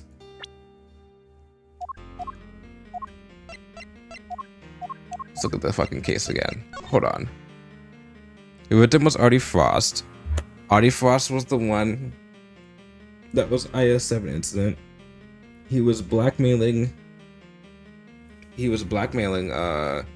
Gusto. Gusto's kid. Gusto was the one who lost taste in his thing. Gusto died. No, it doesn't make any sense. Because Gusto's kid was the one. Gusto was the one who couldn't taste, so he needed his kid to taste test for him. Gusto's the one who killed Artie Frost. So Gusto's kid would have to be the one who was not killed. So he can't be Gusto's kid. He is implying that he's Gusto's kid, but then he's also implying that he's Artie Frost's kid at the same time. Simeon, the victim in the IS-7 incident, was a guy named Artie Frost. Yeah, that was my dad's name. My memories got kind of scrambled that day. What little I remembered was pretty mixed up, so I didn't find out until later that my dad was murdered. The murderer was a man named Carmelo Gusto, a confectioner. Really, I never knew Bronco's father's name, or maybe I chose not to remember. Wait, oh, I think he doesn't remember. I think he's wrong. I don't think he remembers properly that he is Artie Frost's. He is, fuck. I don't know who he is then. He could either be Artie Frost's kid or Carmelo Gusto's kid. Doesn't but the sickle that killed my dad turned to my stomach. I think he's under the wrong impression since he lost his memory that he is the other person's kid. Mr. Saint, are you sure you didn't know the name of the murderer until just now? Do you think I'd sit on it, and if I did, no, I'd have reported him to the police straight away. All I knew was that Bronco's dad tricked my dad. That's how I knew my dad was the one who was killed that day. No. Bronco was a traitor. He helped his father murder mine. He was the son of a cold-blooded killer. He deserved to die. I'm sorry, Mr. Saint, but you've made a mistake. A big one. A huge one. Holy shit. Artie Frost was a sculptor. He'd been working in France not so long before the murder, under the name Paul Halik. So I hear, but I don't remember anything about that. I wish I could. Well, I'm afraid it's only natural you don't, because he wasn't your father. Oh boy. Is this your idea of a joke? Well, it's not funny, not at all. You're right, it's not, but you need to know the uncomfortable truth. So I was right. I was right who I thought each kid was which. The Gusto's kid was This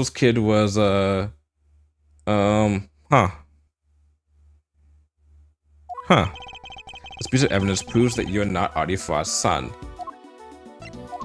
Take that! Huh?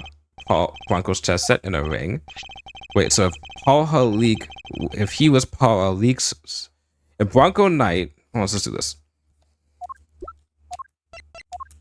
If he was Paul Halik's son, aka Artie Frost's son, he would have kidnapped Paul Halik's son. He would have kidnapped Gusto's kid.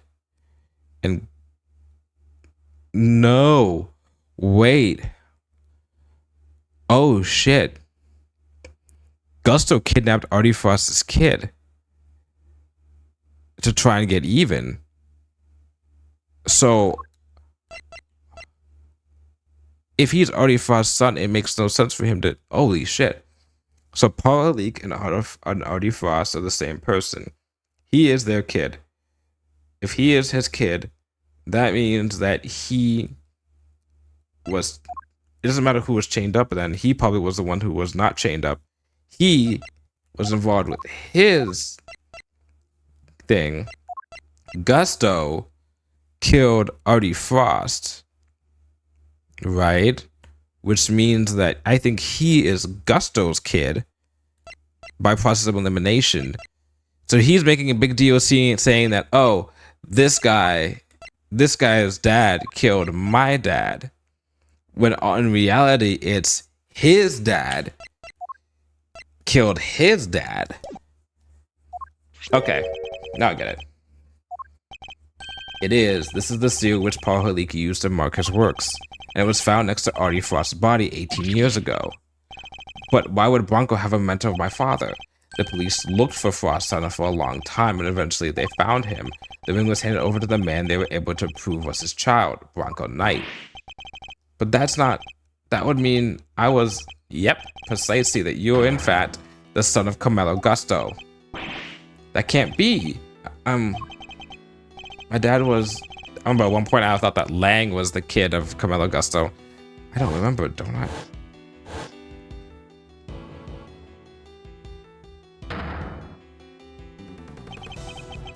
Bronco tied me up and locked me in the car. It was his fault I lost my dad. He deserved to die, didn't he? No way. So I get to see your circus thing even though I'm in jail? Yeah, I was looking forward to the next move in our little chess game, so the show is just the icing on top. Yeah, I think you'll enjoy it.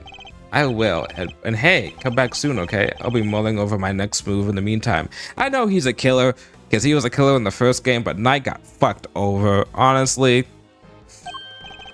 Oh, speaking of which, I put a little something in your chess set, but you could take a look at it later. A little something? No idea what it might be, but thanks. If you hadn't entertained me 18 years ago, it wouldn't have had to end like this. Huh? Did you say something? Me? Oh, it was nothing. Goodbye, Bronco, and farewell. You killed the wrong guy, you motherfucker. I did all that, and now you're telling me that it was my father who killed Broncos? Then what was all this for? I didn't want to wind up dead too. I didn't want to be weak and vulnerable. That's why I try to be like Canis. That's why I tried to stay in touch with him all these years. And there we have it, the truth at last. Mr. Saint, you were the Mr. Canis' correspondence chess partner, and you were the one manipulating events this whole time. He's gonna gain composure? You're right, it was me. It was me all along. Oh, music change.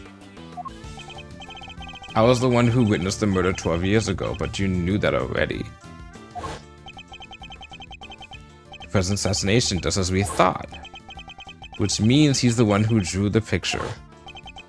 And they knew it too. That's why.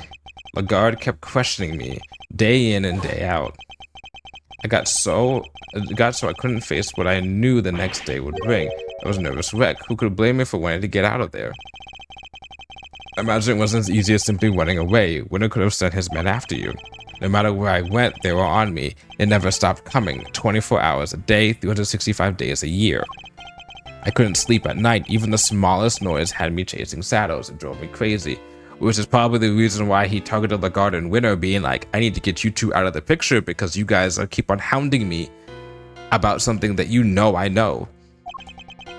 So I joined the circus. At least that way, moving from place to place was part of the job. My whole life I've been up against the chief prosecutor and the warden of a prison. No regular person could hope to stand up to people like that. Honestly, other than killing Bronco Knight, he and drugging two people, he didn't do that much bad. He is not as bad as Lagarde, and he is certainly not as bad as Winter. But also, Winter's also a terrible dad, so he has that against him. And he was also operating under the false pretenses that Bronco Knight's dad killed his dad. But still, murder's not cool. But they weren't even the worst of it. The body double was behind it all, controlling everything. He may have been a fake, but he was the president of an entire country. What hope did I have?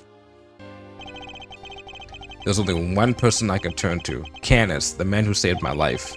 He wasn't like Bronco. He really did want to help me. That's quite a claim. Strange to think of a famously ruthless assassin winning the admiration of the child he saved.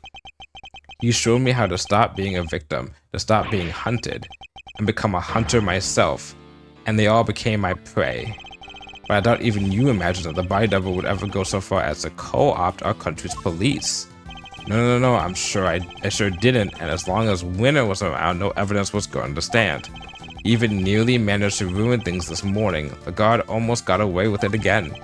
But I know him now like the back of my hand. I could see exactly how it was going to all go down. So he saw that, Winter was going to kidnap Sean, and he's like, I'm going to kidnap him first. He would try to suppress the evidence of one of the guards' trial. I see, and that's why you kidnapped Sean, correct? You wanted to force a guilty verdict regardless of the presence of evidence or the rule of law. Maybe I did, but how else was I going to make them pay for what happened 12 years ago? Whatever helps you sleep at night. But Winter pulled a one last surprise, didn't he? He tried to kidnap Sean himself in the hope of influencing the verdict. Oh, okay. Oh, I see. He wasn't doing it in response to Winter. He was doing it himself. Okay. In other words, you chose the exact same course in the action of the man you so fervently claimed to hate. Whoa.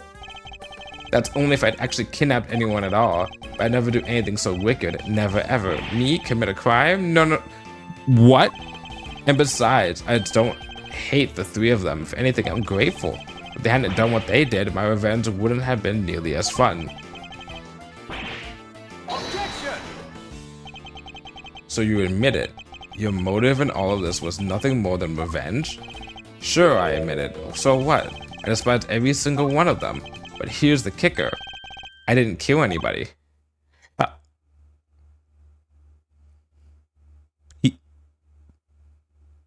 The most you can blame me for is writing the odd letter here and there. A quick note to Ringer to tell her about Winter. Another to him so he knew about her. But the fact that they wanted to kill each other and one of them succeeded, that was all on them. So you take no responsibility for the fact that your actions resulted in multiple murders. Yeah, it resulted in what? 2 murders? Right, same thing at Gold Lake. People are much easier to control than animals, The whole fake assassination plot, I handed that to Bronco on a plate.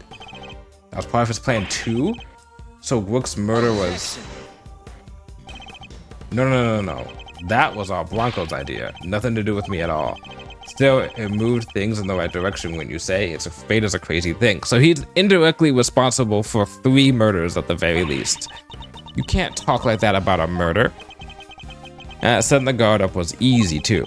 I made it seem like Knight and Canis were in contact with each other and slipped the chisel inside the chess set. So it was you who put it in there. Yes, it was. I thought it might point everybody nicely in Canis's direction. It worked out pretty well if I do say so myself. Who knew that would all it would take to make that awful woman murder poor Bronco? I guess she got to where she I guess she got to where she just saw enemies everywhere she looked. I know the feeling. Even the smallest thing can send your paranoia into overdrive, and then things get ugly quickly. Had a front row seat for the whole show. You were the last piece we put into play, of course. Who, me? You saw both cases and finally brought down Win on the guard. I guess you can say your powers of deduction were the weapon that put an end to them both. I didn't solve those cases for your sake. Sure, you didn't know you were doing me a favor. You were just playing at being an attorney for a little while, right? What did you say? All I had to do was cower and say no, no, no, no a few times, and you rode to my rescue like the hero you are. Was getting arrested...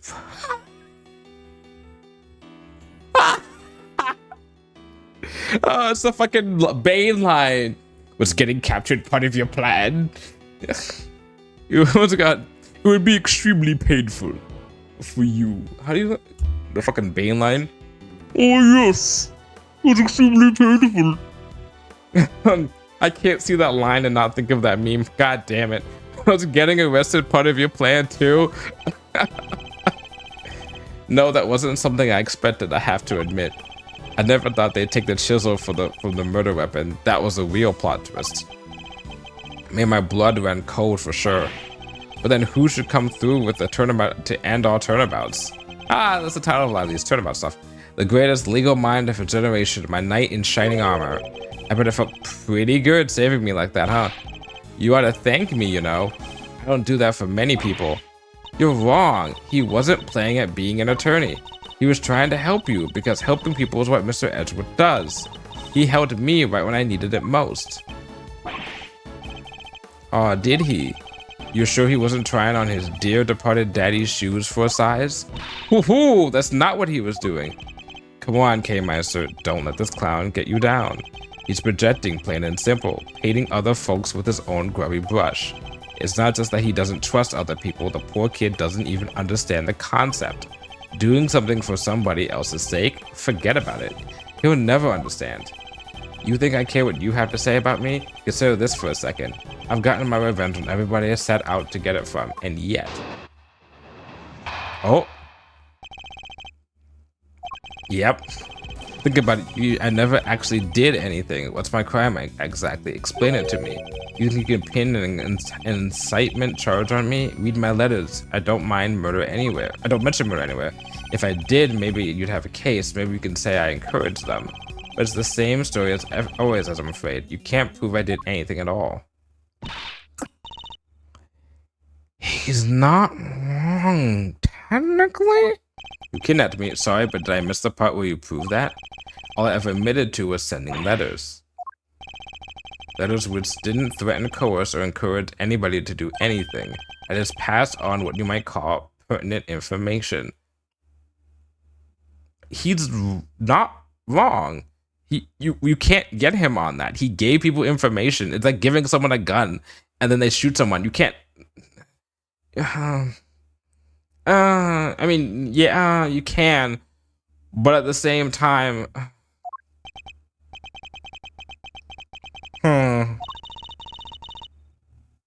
what do we have on him?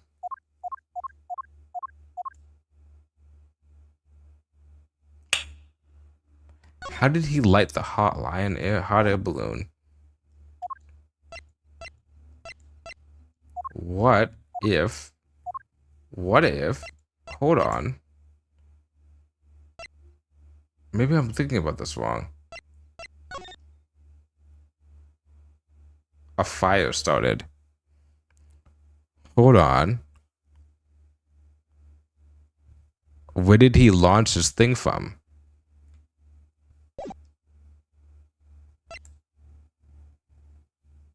I don't think Sean accidentally killed him, this guy.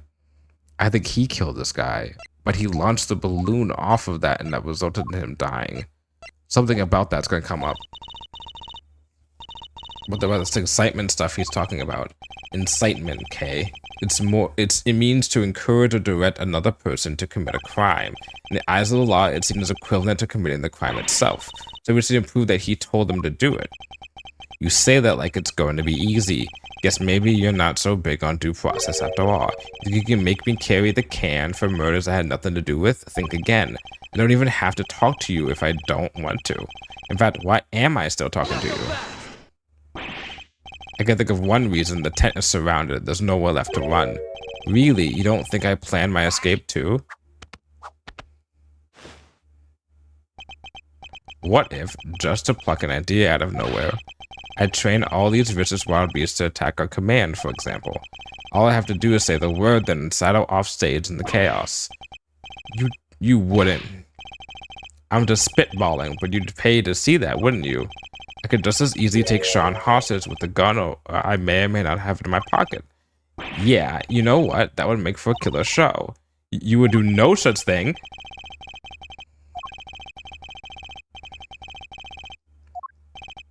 Fine, I'll humor you, but once the curtain goes up on this little performance, it better be a lively one. Bore me and we're done here. Alright, let's see if you can keep me entertained, shall we? Well, there must be something we can do. We can't let his crimes go unpunished. Wait, so if I press wrong, he gives this shit to me, or... Think about it, I never actually did anything. What's my crime? Exactly, explain it to me. You pin an incitement charge on me? Read my letters. I don't mention murder anywhere. If I did, maybe we'd have a case. Maybe we could say I encouraged them. But it's the same story as always, I'm afraid. You can't prove I did anything at all. I don't think that's possible. He clearly intended for those murders to happen. You're right, we just have to prove that intent. Only we can find a way.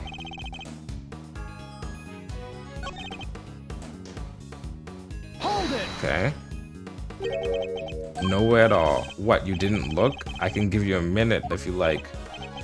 He's clearly confident he won't find anything. He must have planned those letters down the last word.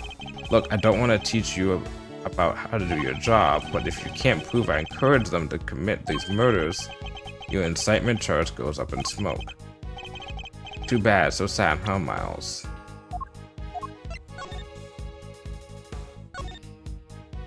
Getting revenge on what happened 12 years ago.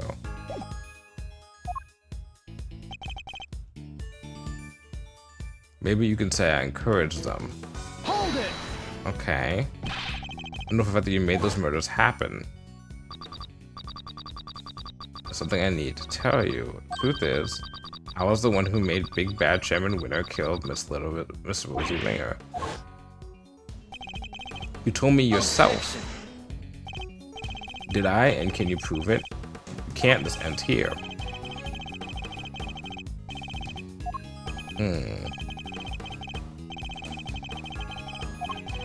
If you can only prove what he said on that phone call.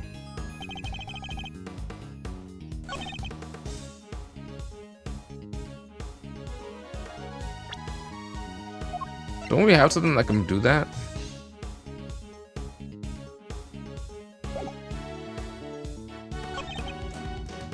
Can't prove I did anything at all. Same story as always? What do you mean by that? What does that mean? It's not important here. You know what is important though? That you can prove nothing. Nothing. Until we have some way of showing that he's guilty, we're just going to continue floundering. Either to rest items evidence in front of him and hope for the best, or I go over it one more time. Whichever method I choose, proof is the only way we're going to get anywhere. So over the telephone, he told me he was the one who made Chairman Winner kill Rosie Ringer. Just need to find a piece of evidence that proves what he said that on the call.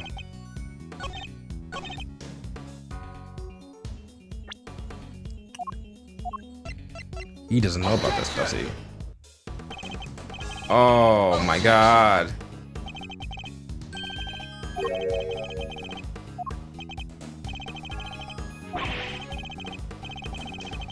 What?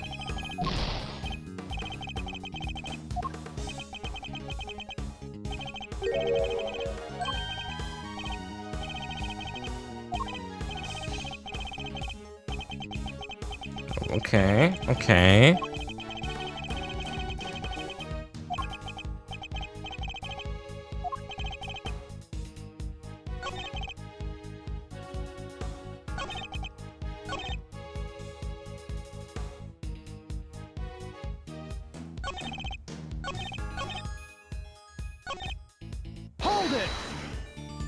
Okay.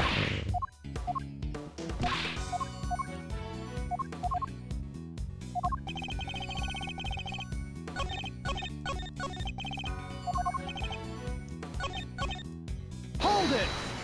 Okay. Okay. Objection!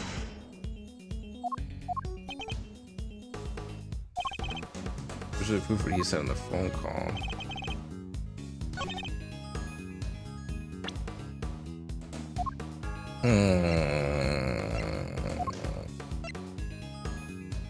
Objection! Objection!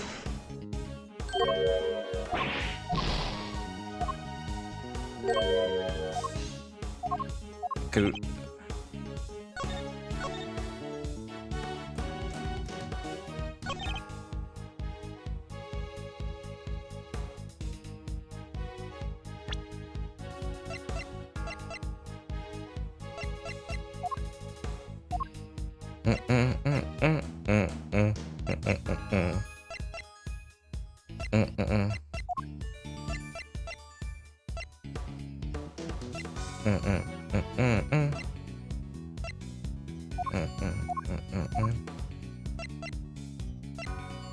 Objection!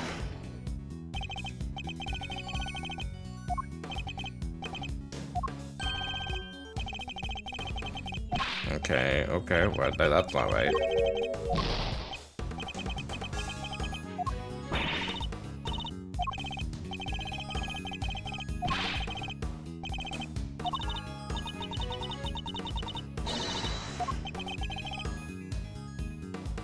Hold it!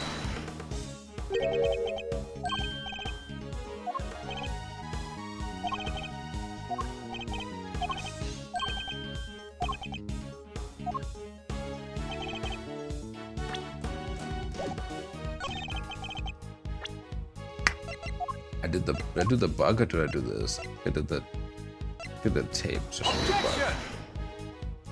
Okay. Objection! I failed this one. I'm gonna go to the bathroom quickly after this.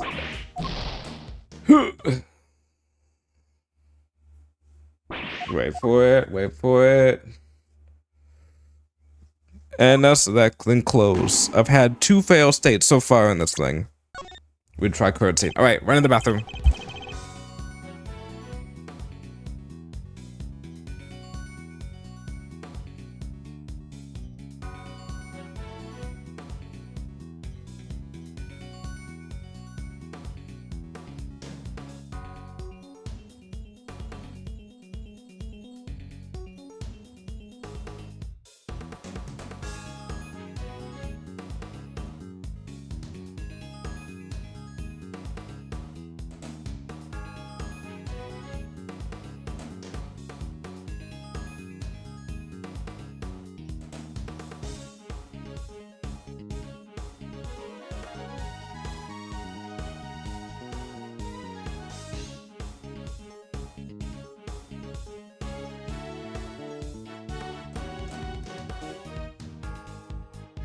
Okay. Whew. Okay, I'm back. Alright, so let's try this again. Alright.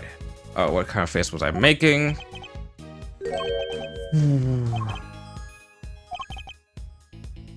Okay. Pressed me over the telephone. He told me he was the one who made Chairman Winner kill Rosie Ringer. So he found a piece of evidence that proves what he said on that call. Proves what he said on that call. Okay, so what would I need then? Maybe we could say I encourage them. Okay, what do I have?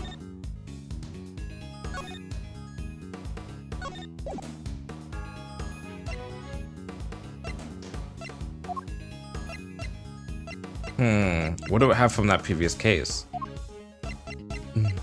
Not much. Like, really not much about that case. All I have is a forged letter. Objection!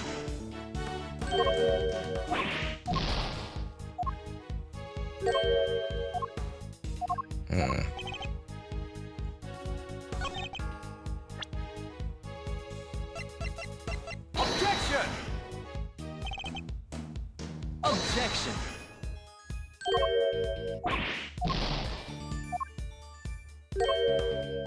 If I present this evidence on... Objection. Okay, so it's not...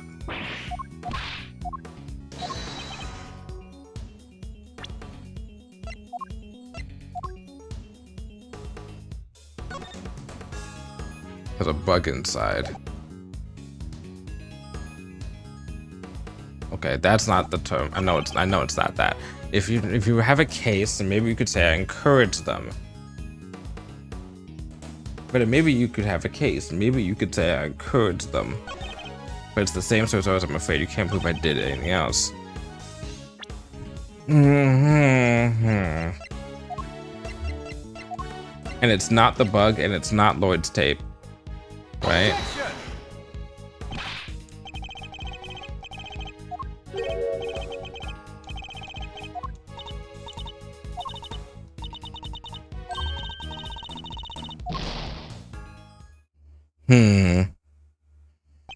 Okay, I can't end like this, and yet there's nothing I can do.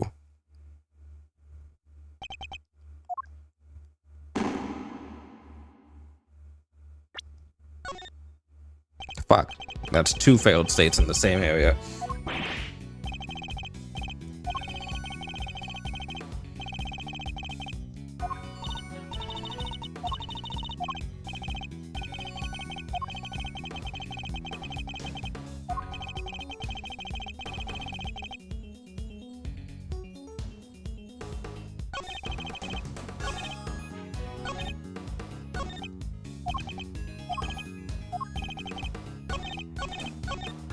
Hold it.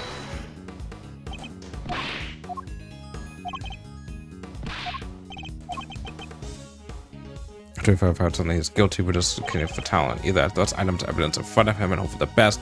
Give it all one more time. Go over all one more time. Whichever method I choose proves the only way we're gonna get anywhere. So I have to present something, obviously. And if I want a piece of evidence that proves what was said on call.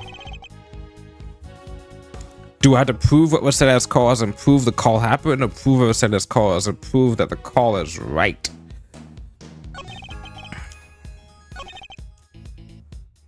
This is the one that was the most important one. Okay. Objection. Can you prove it? If you can't, and here, just ask yourself. It is right. Without proof, we have nowhere to go with that. If we could only prove what he said on that phone call. Okay.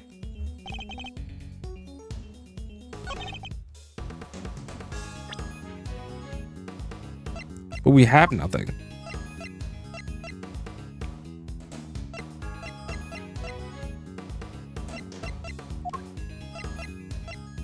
These are only 2 pieces of evidence we have.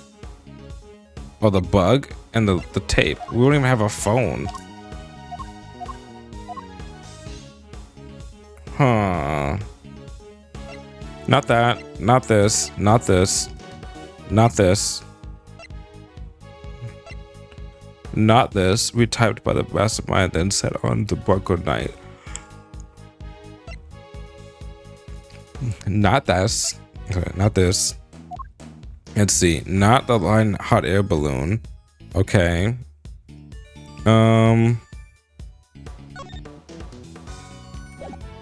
Okay. What proves what he said in call? It would be either this.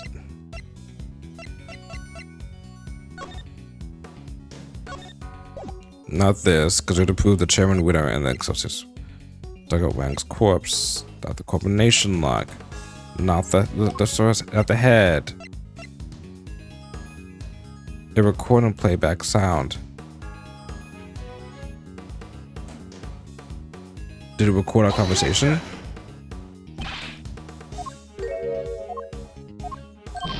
Okay, now this is a shot in the dark.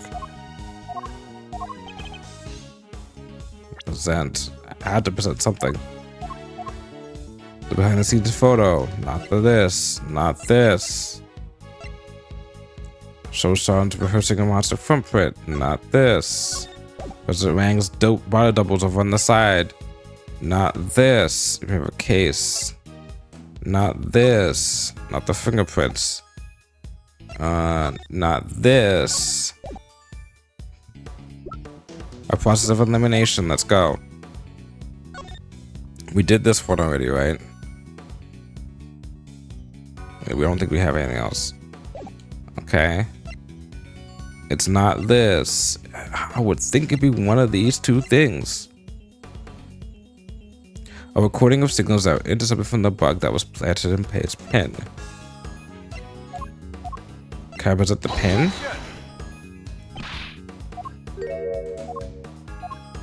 Okay. And it's not the bug. Let's be clear, it's not the bug.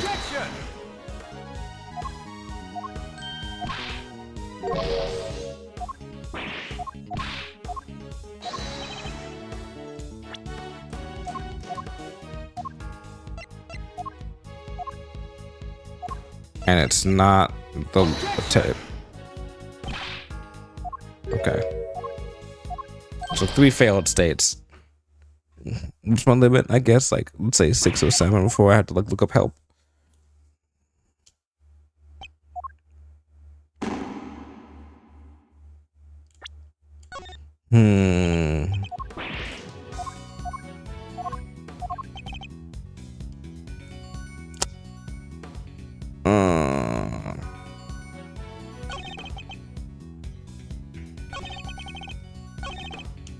That's true. That's true. That's my charge on me. Hold it. Did I press this one? I think I did. We will you be punished as if. Oh, I have not even pressed this yet. Holy shit. I forgot already. Incitement. Okay. Chairman Winner, Winner Lagarde, and Bronco Knight. All were criminals in their own right and all committed unforgivable acts, but we all were induced to commit those acts by someone behind the scenes. This man right here. You really don't hold back, do you, Miles? But it doesn't change anything. Okay. And then the rest of the stuff. Yeah, I did already. Okay. Okay. Hold it.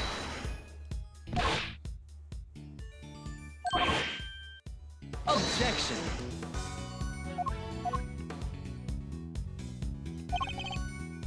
If we could only prove what he said on that phone call.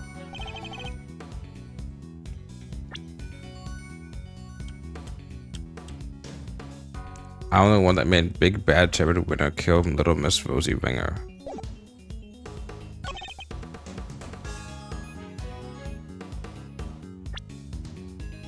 What do we know about the case?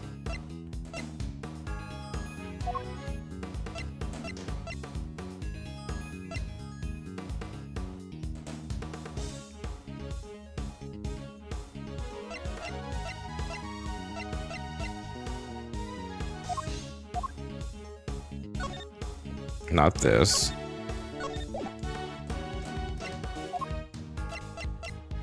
Hold on, 9.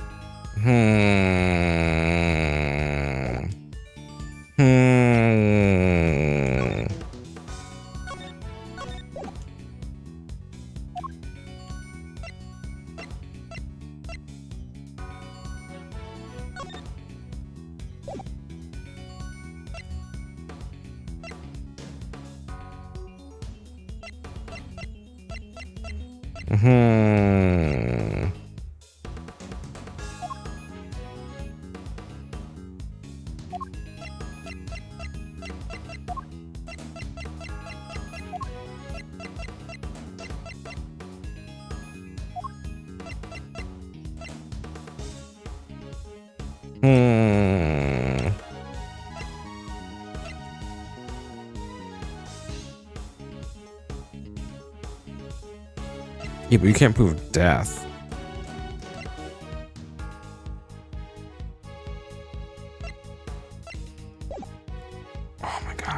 actually fucking hard. Whew. Okay. You can pin an incitement on me. Read my letters. Don't mention murder anywhere. Not at all. Like you didn't look. If you like.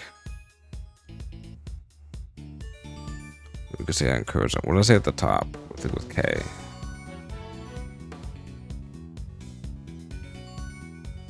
Get to encourage them.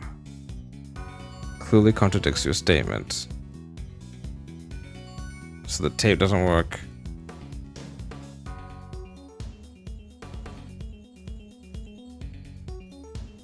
I never actually did anything once crime actually exactly explained it to me. Encourage others to commit murder and those murders were duly committed. Or you can prove it punishable if you did the deed yourself. It will be punished just as if you did the deed itself. Incitement. Winter, the guard, and Barco Knight, all criminals in their own right and all committed unforgivable acts. But all were induced to commit these acts by someone behind the scenes. This man right here. Read the letters, don't mention murder anywhere.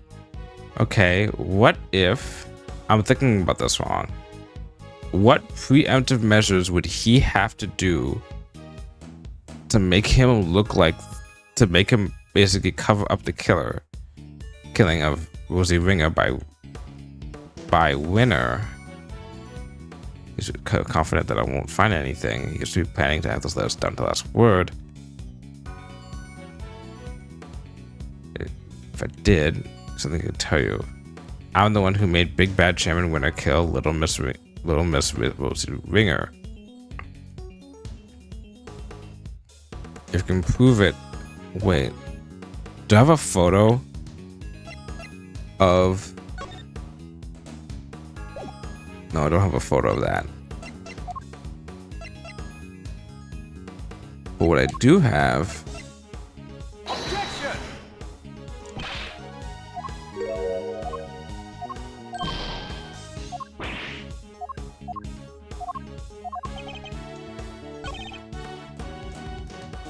Not much anywhere.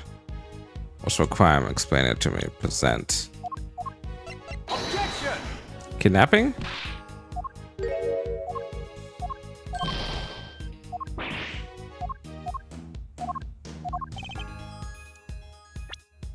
Can we get him on kidnapping? God damn. 11:05 p.m.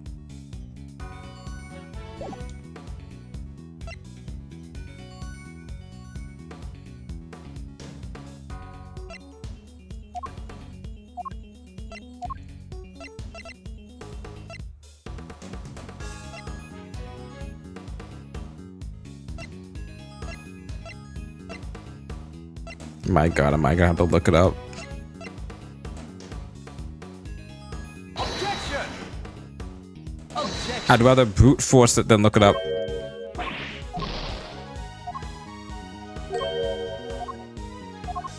I'll take as many fail states as it possibly could be. My mom didn't raise no quitters.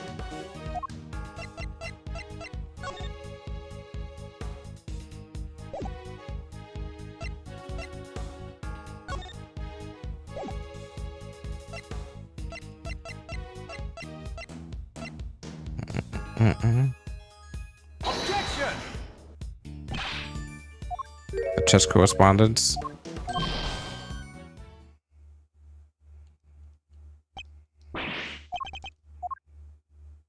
Wow, end of the case.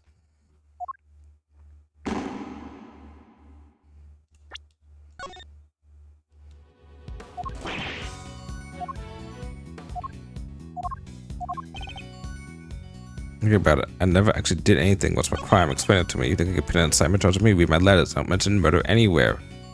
You don't. You mention revenge. If I did, you'd have a case. Maybe you could say I encouraged them. What's the same as I was a friend? You can't prove I did anything at all. Maybe I'm proving on the wrong thing. Objection!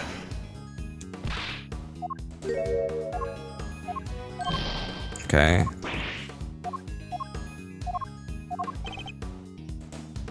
Can't prove I did anything at all. Wasn't this found on... Objection!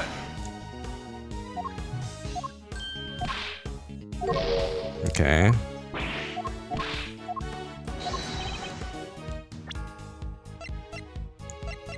Can't prove I did anything at all. Objection! The bug? Maybe put the... I can't do anything at all?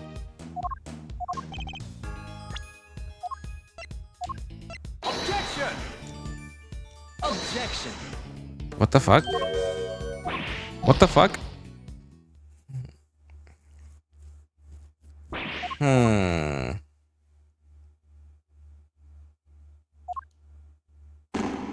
Because the problem is, I don't even know. I know I had to present evidence, but one, I don't know what I need to present, and two, I don't know what I need to present it on. God, if I brute force this, this is gonna take... Oh boy. Objection! Oh, well, no, never mind. We're good. I'm afraid you're wrong. I have proof that you meant for at least one murder to happen because you said so yourself. God fucking damn it. So I had the right piece of evidence to begin with. I just had it on the wrong, because the first evidence I submitted in this whole entire testimony, but I had on the wrong statement. My God. I was the one who made Big Bad Chairman Winter kill Little Miss Rosie Ringer. I said that? Weird. I don't remember. How about that? I know you think you can worm your way out of everything, but this time you're wrong. I am? Yes, because our conversation was being recorded by someone intercepting the signal from the very listening device you planted. It was? You got your conversation with the clown here on tape? That's what you're trying to tell us? Lang Zi says, a schemer's schemes will swallow him in the end.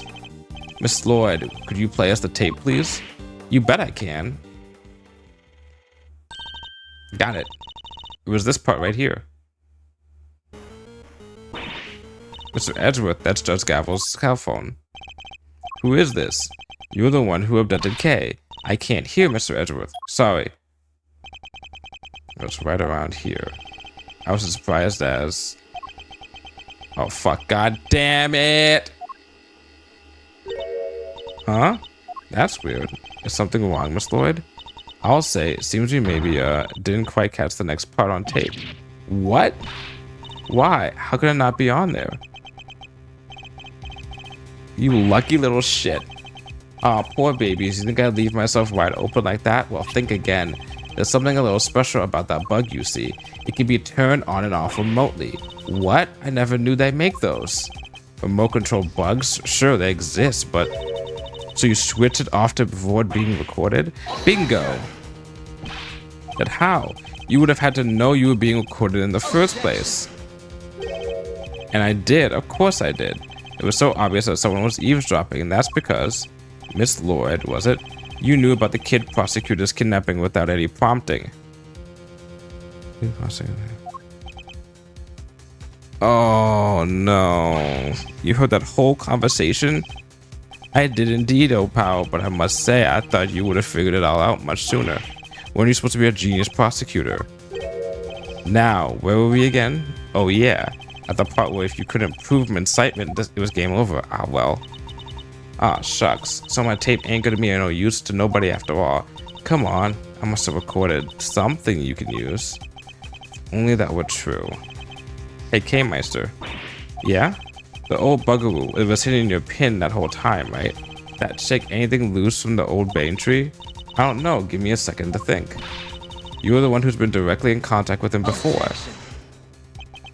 So sad, relying on flawed evidence, desperately trying to make it stick.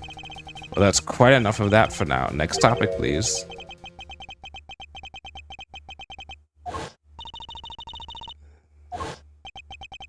Kay had a one-on-one encounter with him only recently. What if the sound from that point in time had been recorded? Miss Lloyd, how long were you recording the intercepts from the bug for? Started about, let's see now, 2 nights back? In which case, during which time frame will we more going to find Mr. Saint's voice on that tape? 2 nights ago? Last night? When was Kay kidnapped? That was what, like last night? Or was that 2 nights ago? That was last night.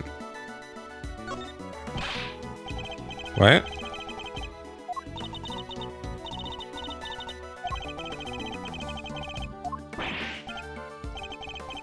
Okay, in the bug with you last night. Try to see the culprit, try to get my brains out here. Oh, fuck, that's right. Okay. I thought that was last night. I recorded his voice then, which means it might be on that tape. 2 nights ago. I thought it was last night. Oh no, because we went through a whole entire night. That's right. Because we went through, she got kidnapped, and then there was the next day, and then we saw everything, and then it was the next day. Okay. What if there was a recording from around that time? Miss Lloyd, quickly pay us any tape you have from the night before last. Oh, sure thing.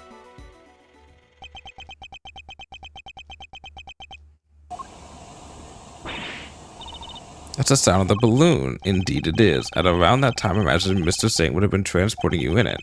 This means he can't have been too far away from you, or the bug. Is there anything else on the recording?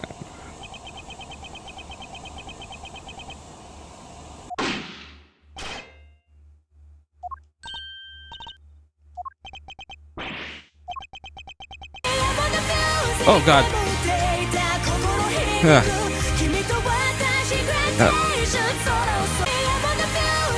Oh shit, damn, oh shit.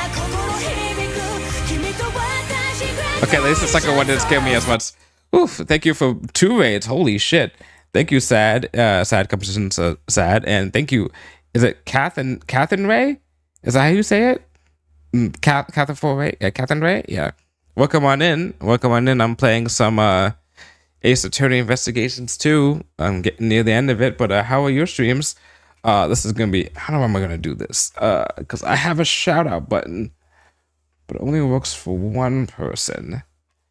So then I'll just do hold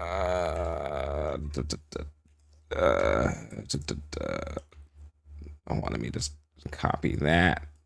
Copy that. Hold on, let me copy. Well, I just type it out.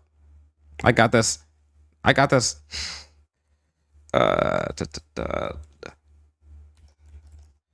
Oh shit. Got it. Got both of them. Nailed it. First try. Playing some Magic the Gathering Arena. Oh, dueling in Magic the Gathering Arena. Oh. I downloaded that game when I have played a total of 5 seconds of it. Because a lot of my friends were getting into Magic the Gathering. Like the physical version, and I was like, let me play some of the digital version before I spend way too much money on it. And all I have is this 1 blue white deck that I need to get back into playing with my friends more often, but they're also getting really good at the game, so I'm being very scared about playing more with them. He was slapping me with rats. I'm assuming I'm gonna make an assumption that that's like a black deck or something like that, or a green deck or something. Gotcha. Yeah. I need to get into them more then. But then that happened, and then right afterwards, I got Balatro on the phone, and I got Pokemon Trading Card on the phone, and I was like, that's 3 technically card games on the phone.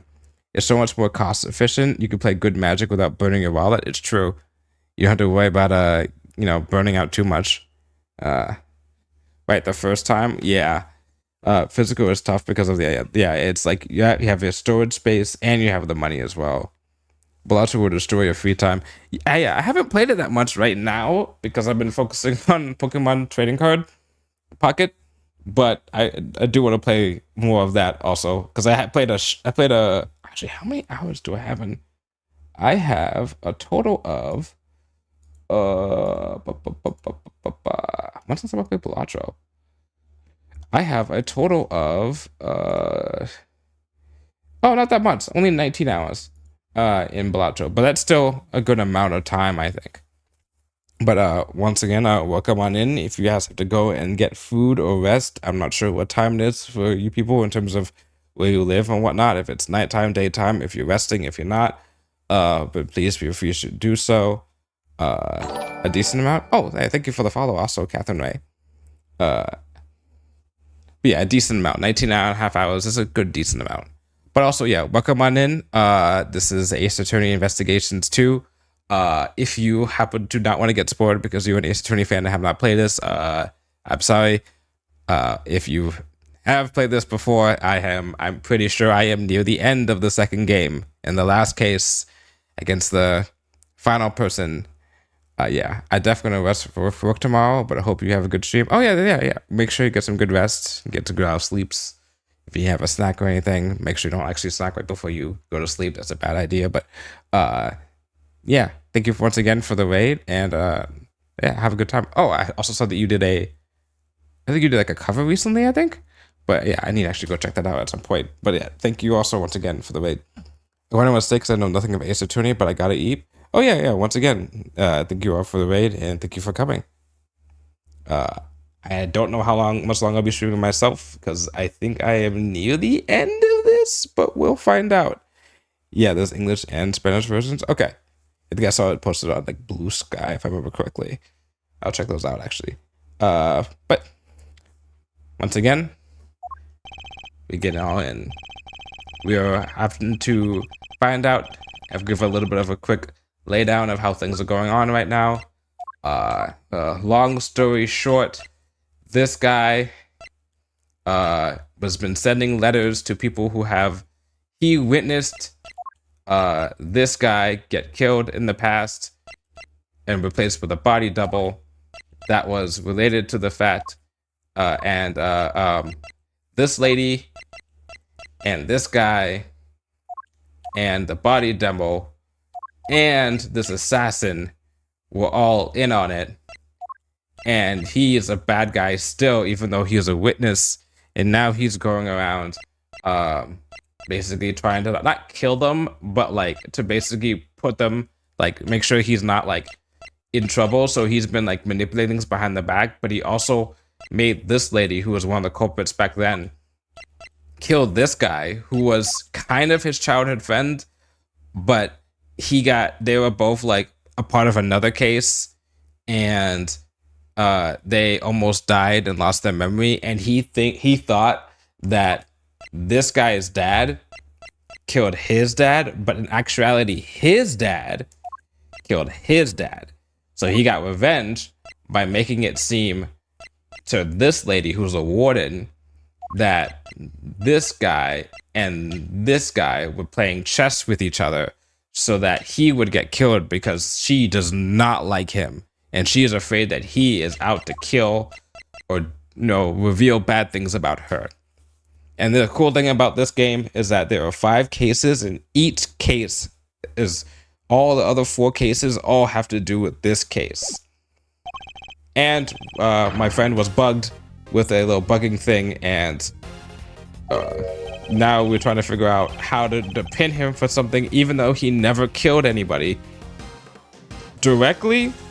So far that we know for a fact that he has been what's called incitement, been inciting people. So we just have to prove it though. I just remember who it was and present the piece of, oh shit, I went too fast. Okay, there was a gunshot that ties you directly to this case. What are you talking about? Nobody even mentioned a gun. He's wrong. Someone involved with this case discharged a firearm. Let's remember who it was and present that piece of evidence that proves it. Which piece of evidence shows that a gun was used in an incident related to this case? It was the president because he had gunpowder residue on him. Well, the fake president. Oh, and the kicker is, I forgot about this. The real version of this guy who died years ago was actually in town to go meet his son, who is this guy, who has been under the supervision of her as his dead mother's cousin, and she's been like a present like in like all the other cases, and we just thought that she was just some random person, but no, she's like has ties to him and her, ties to him and him. Traces of gunshot residue were detected on his hand. And where was Kay when the gunshot was recorded? That's right, she was in the balloon being taken by you to the top of the big building. However, the roof wasn't as deserted as you needed it to be. Yes, I was there with the president. Wait, not long after we started talking, he noticed something and told me to leave. And if a gunshot rang out shortly after that, Don't tell me you didn't hit it yourself, Mr. Saint, not when it sounds crystal clear in this recording. You're just going to pretend to ignore me? What else do you expect me to do when you keep spouting your weird theories? We didn't just hear a gunshot on that tape. Ka-ching! If you listen carefully, you can hear the bullet hit something too. Could the president have been aiming at Mr. Saint? What would the bullet have struck? What could it have struck? What do I have that would have been... What do I have that would have been struck, actually?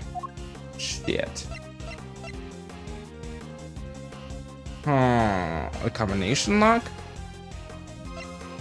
Take that! No.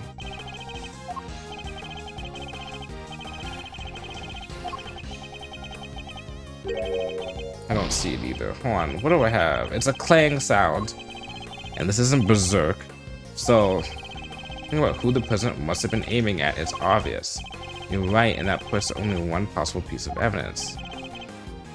Could the bullet have struck? If he was aiming at it, would have hit the balloon, right?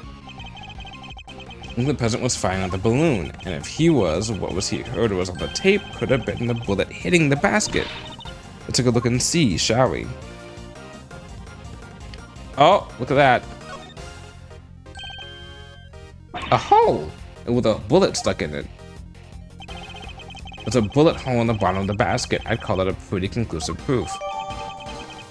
It puts you on the scene of the crime at the very least. Well, Mr. Saint, how do you explain not just the sound of the tape, but the accompanying bullet hole? He's gonna be like, okay, yeah, you found that, but that doesn't mean that I killed somebody. I doubt there's anything I could hide from you if you really wanted to find it.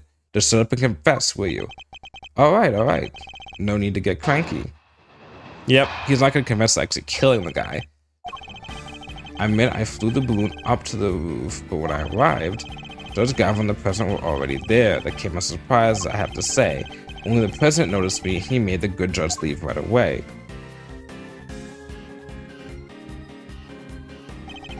Then he pointed his gun at me and fired. Why was he trying to shoot down the balloon? Oh, that's simple enough. When I arrived, he was just about to murder your friend, the judge there. Me? Yeah, you. You told him about Sean. What did you think would happen? Why do you think he met with you in the first place? Oh, that's a good point. He thought you were going to expose him as an imposter. Because she knew the truth about Sean's parentage. He was afraid. Afraid? Yeah, you can say that. The man was a total coward. Yeah. His hands were shaking so much when he tried to get rid of me, he couldn't even shoot straight. So you see, I just happened to be in the wrong place at the wrong time. Yep. I was an innocent bystander. That's what he's gonna go with. Okay. I call bullshit. Arrived. Does Gavin... Hold on. Oh, there comes a surprise, I have to say. Okay. Only the president noticed me and he made the good judge leave right away. Okay. He made her leave, but why? Wasn't he planning to kill her? Sure, but I bet he didn't want to do it in front of the witnesses. Murderers don't tend to like that. She still didn't know he was the real president, right? His secret was safe for the time being. And now that he knew about Sean, he could kill both of them whenever he wanted. You two got lucky when he died, huh? Why the frowns? I'd be smiling from ear to ear if I were you. Interesting. Wait, hold on for a second. There's no footage of the president riding the elevator down to leave. I don't think anybody would be smiling until this matter has been cleared up once and for all, so please continue if you would. Okay. Yours is my command. Where were we? Oh yeah, a coward of fake president. I guess the witness only appearing this guy must have shaken him pretty badly and he panicked. Okay. Okay. He just happened to witness the events of the roof from the balloon. Assuming he had to come along when he did, Judge Gavin might have been in serious trouble. He's basically your savior, right? I don't think it's quite that simple. After all, he was there to commit a crime too. In order to expose that crime, we'll need to go over his testimony in detail. There must be a hole in it somewhere. Okay, talk about the balloon going to the roof. Why did you do that? Just after 11, I think. Okay, well, 11:05 p.m. Okay. That's when you and your pal went up to the roof, right, Your Honor? Yes, it was. No contradictions there. The fact that we've confirmed the time was important nonetheless. Because I arrived when I did, Hold it! I was surprised to see them there. So you didn't expect to find the two of them there? Of course not. Why would I? But it's lucky we got there when I did. We all know what would have happened if it had been any later. He was just about to try and kill you, Gavel. You really didn't suspect a thing? I'm afraid I did not. I had no idea. Maybe you shouldn't have blabbed to him about the kid. Did you ever think about that? I was merely trying to... Alright, Gavel. You think, what kind of mother are you? You're lucky he didn't kill you and then go after the boy. Alright, that's too far. Don't worry, Your Honor. I'll take it from here. I'm in your debt, Mr. Edgeworth. As is Sean, I trust that you will look after us both. I pray that the goddess of justice will look over us all. Your precious goddess didn't even warn you there was a balloon right behind you. Okay. Hold it! Okay, Prentice gun at me and fired. You could the bullet only struck the bottom of the basket, yet he tried to get out of there the second he pulled out of the gun. Couldn't have my balloon going pop.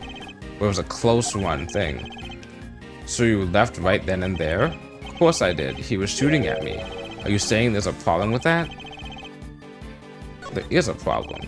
In the end, you managed to leave Kay there up on that rooftop, which meant you didn't actually leave the vicinity, did you? Oh yeah, I guess I forgot you. I can tell you the next part. After he shot at me, he escaped through the hatch to the 51st floor. I hung around a little longer to make sure the coast was clear and I landed on the roof. Alright, we got him. Would you mind appending that statement to your testimony? Makes no difference to me.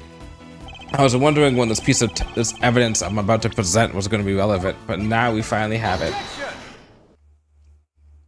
I didn't even have to read what he was saying. I knew what I had to present. You're lying to us again. I am? The president never entered the storeroom of the night before last. Miss Hart testified to that fact. What?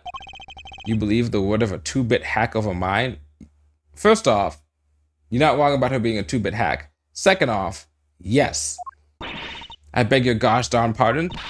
Say that about the chief again, I dare you. I will wipe that smile right off your stupid clown face.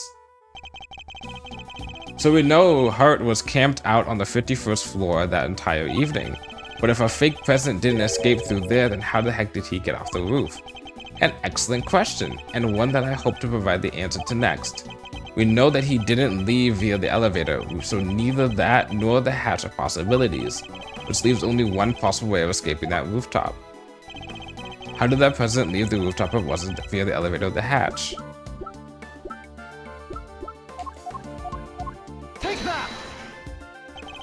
He flew. He flew? Yes, in Mr. Stain's balloon. Whoa, quit fooling around, will you? Why in the world would I give that guy a lift in my balloon? There was a security camera on the elevator, and Miss Hart was on the 51st floor the entire time. There's no other way he would have left that rooftop. You know what the circus is all about? Making the audience think you're in danger, giving them the thrill. But it's time to bring this act to an end. I'm not in danger here, even if you think I am. What do you mean? Watch and learn. Miss Hart, can I ask you something? You were keeping guard on the 51st floor the whole time, right? Never even blinking for a moment? You bet your big toe I was. I done said as much in my testimony. Huh. So the noise, the sound of Miles' faithful assistant falling through the hatch, that didn't scare you so badly that you fainted? How does he, oh wait, he bugged Kay all the way back then. He had the details about this whole entire case. Oh, shit. He's gonna be like, she was knocked out, so she couldn't have, maybe the president passed during that time.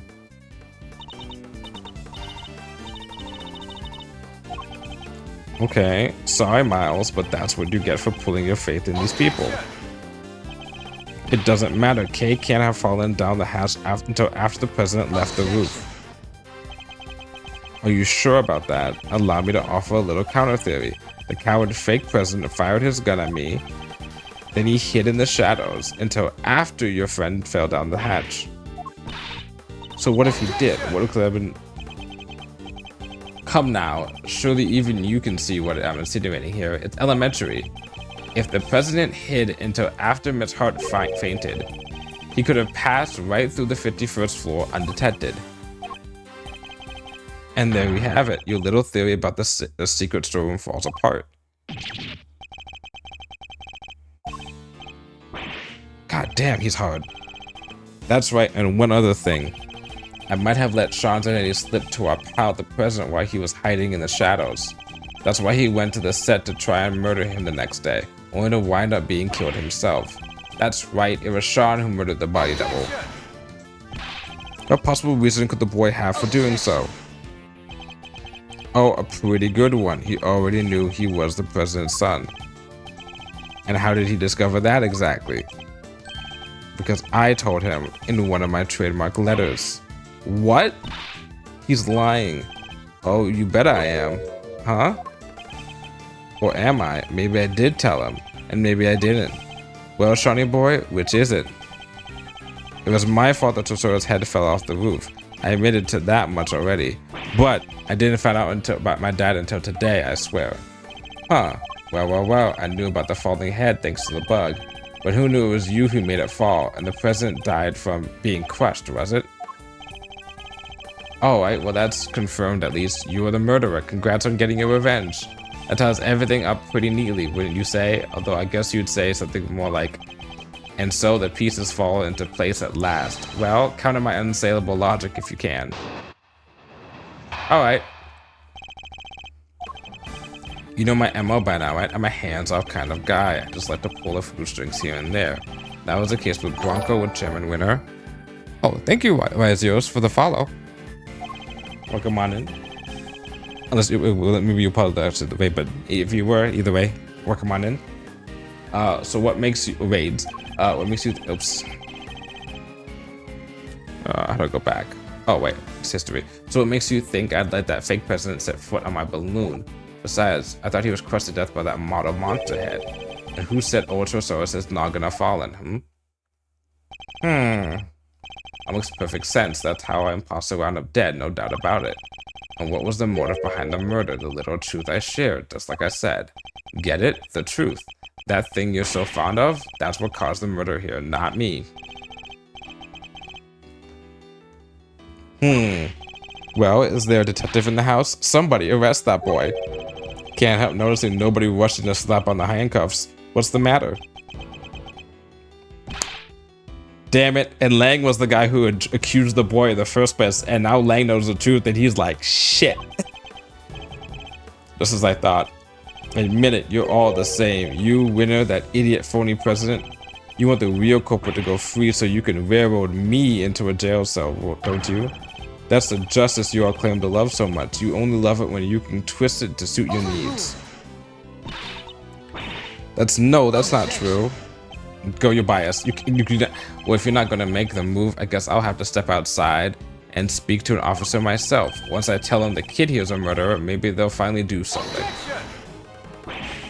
We're not done with your testimony yet, Mr. Saint.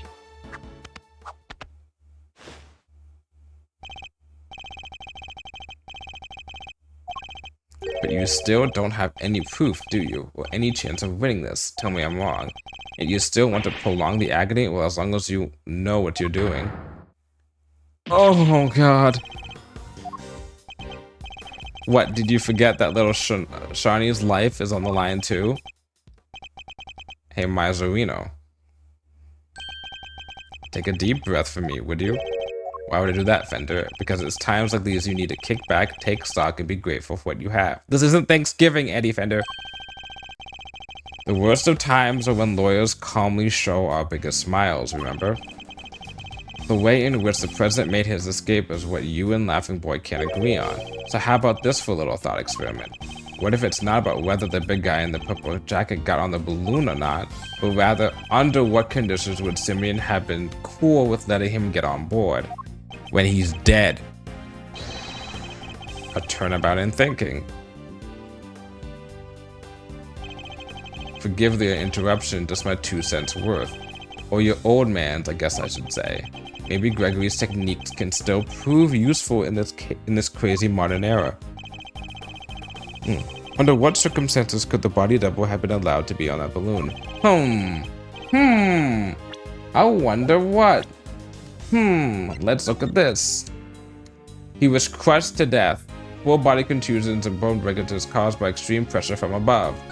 I wonder what would cause that. Maybe being landed on by a balloon? I guess we know what we're gonna have to do then after this.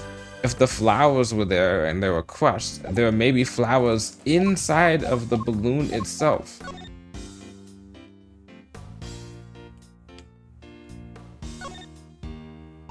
There's rope. Okay.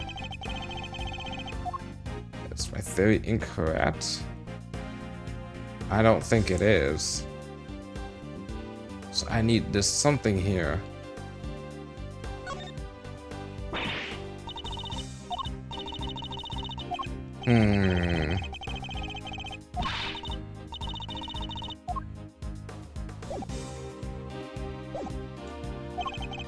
Could he have been drugged? No.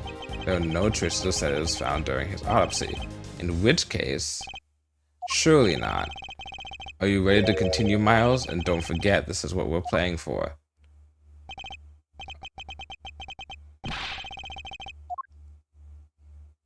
Okay. We're gonna press everything. You know my MO by now, right? I'm a big hands-off kind of guy. I have to pull through strings here and there. Okay. The strings in question being those of Sean and the president's body double in this case. You seem pretty confident of your abilities in that particular arena. Is that so weird? I'm an animal tamer, remember? And what's the wildest animal of them all? Man? Humans. Okay. Alright there, Mr. Philosopher. Didn't take much to get those two dancing to my tune. A little truth there, a little hint of revenge there. Somebody ought to thank me. I did this world a favor. I mean, he's not completely wrong, but still. Mr. Edgeworth, he's scaring me. Don't let him get under your skin, Kay. We have to stay strong. This man sowed the seeds of another's revenge in order to achieve his own. It's our duty to stop him, and we will succeed in that duty. Isn't that been Apollo Justice too? Why do people do bad things, huh? Don't they realize it will just come back to bite them the first time? What does it bite? Get back to bite them in the end? Okay, it was the case with Bronco with Chairman Winner. And the fake president set foot on my balloon. You know what? We're gonna press this. We'll skip that second one. That's the only way we could have gotten down from the roof of that building. Alright, let's game this one out, shall we? Suppose I took him down to the ground like you said. What's wrong with doing that? So you admit it, you did take him on your balloon. You're really obsessing over this one little detail. This isn't like you, Miles. And how do you think it went down? He held me at gunpoint and said, "Show me the city at night?" That's ridiculous, and you know it is. Or did you really fail to think this through? You said yourself you gave him Sean's identity. Sure, that was enough to win him over. Win him over? The man who shot at me? No. Then you must have put him to sleep and carried him away like you did with me. Very well, let's suppose that's true for a second. Did the autopsy show the presence of sedatives? No. Anyway, never mind all that. There are way more interesting things I'd like to talk about. Besides, I thought he was crushed to death by the model monster head. Actually, I have some doubts about that. I mean, if the president really was killed by the service head. Don't tell me you're throwing your own pet theory in the trash, Mr. Genius Prosecutor. Only the one who went through all that trouble to prove the man squished by the head about this was true? That may have been the theory at one point, but that was when we thought the head was the only thing that could have crushed him. Why the past tense? That's still your theory, no? It's not like you to have anything else right now. The president's body double was crushed under the falling Treasure's head. Bat. Something other piece of evidence that could link this man to the president's death by crushing.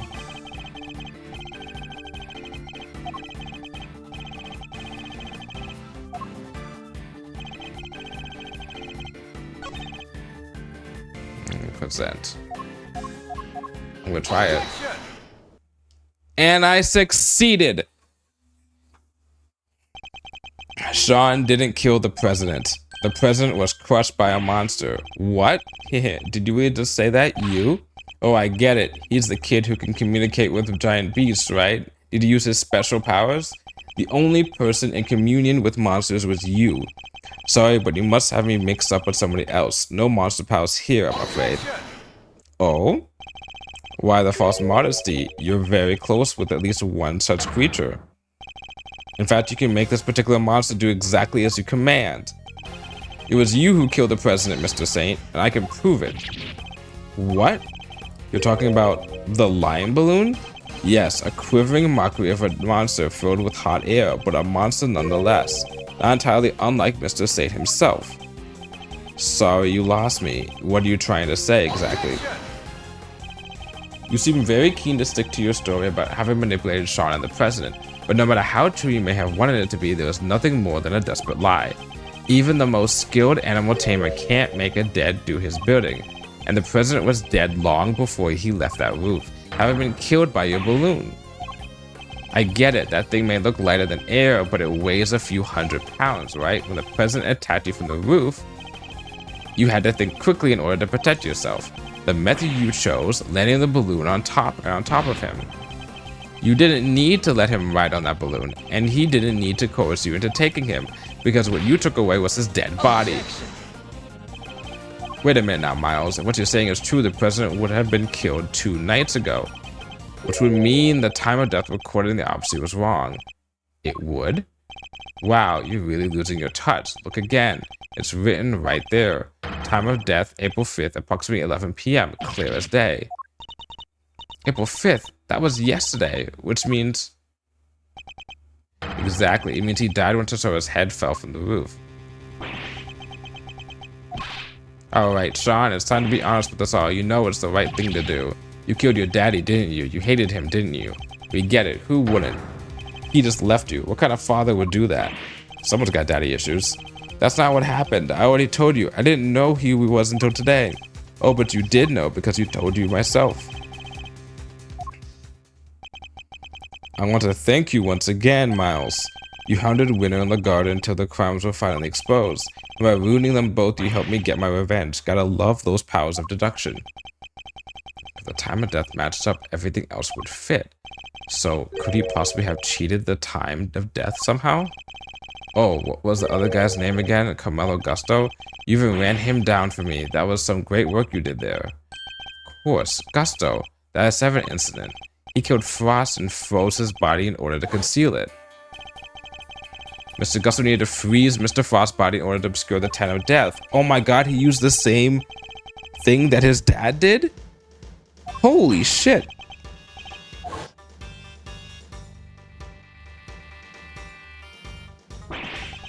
Like father, like son, both guys thought that they can get out of being a killer by using the law against everyone, by being like, you can't prove anything. Or, in his father's case, the statute of limitations, bitch. We got his father and we'll get him. I only wish I could have been there to see his downfall too. How could you say that? He was your father.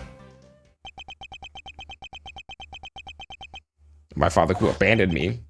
It's so scary. Miss Lagarde just keeps asking and asking about what happened that day. Where were you, Dad? When are you coming to get me? Please, I need to come take me away. Is it because I broke my promise? Because I didn't show up in time to help you taste your work? He was no father. He left me all on my own. What kind of person does that? May have a share of the same blood, but that's it. Father? What a joke. Yeah, about that. You may not want to hear this, Mr. Saint, but you share more than blood. Hate him all you like, but you're more like your father than you know. Huh? What's that supposed to mean? Fate can be strange sometimes, but this was no coincidence. You and your father were the same even in the methods you chose. You deliberately threw off the time of death, just as he did. That's right, we had to rescue him from the warehouse refrigeration down at the harbor. A refrigeration unit at the depot? I threw off the time of death. And how do I do that exactly? Behind the president's body in a very specified place. You hid the body right here, in Sunshine Depot. There we go. You needed to keep the body cool somewhere, and you also needed somewhere to keep Sean. Who knew that the two were connected? You're talking about the kidnapping again? Why are we bringing that up now? Because as much as you wish we had forgotten, we know that you kept Sean in the refrigeration unit. The same refrigeration unit in which you kept the president's body. Just as your father froze the body he was trying to conceal 18 years ago. You saying I'm the same as him? The same as the animal who abandoned me? Yep, a sad irony, but an undeniable truth nonetheless. Objection. Shut up. I'm nothing like him. I could never be like him. He's nothing to do with me. We're nothing alike. Sorry, kiddo, but I think it's pretty clear that you and old Gusto have more than a little in common. You even told us you didn't like sweet stuff way back when we first met, right? If that's not a product of your daddy's issues, if your daddy issues, I don't know what is. You don't understand. You may have tried to disown your father, but he lives on in everything you do. You think the same way. And you're every bit as prepared as he was to sacrifice others in order to protect yourself. Your crimes were even exposed in the same manner. You couldn't be more similar.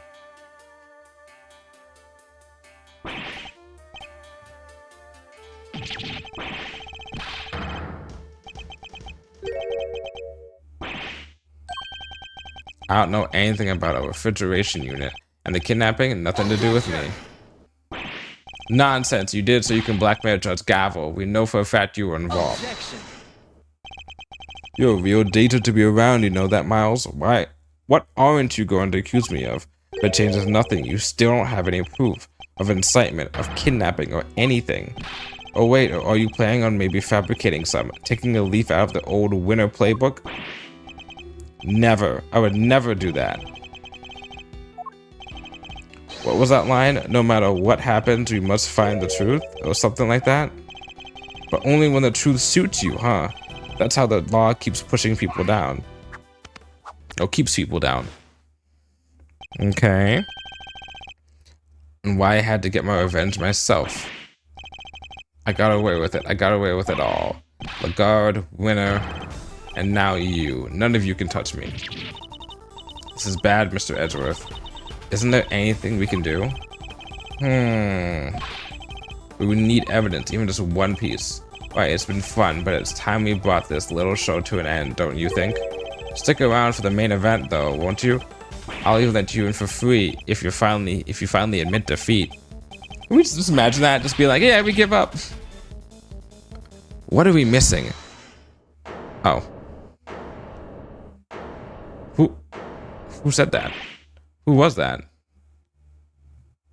Is it Gumshoe? Sorry to keep you waiting, sir. Let's go! The OG, the GOAT!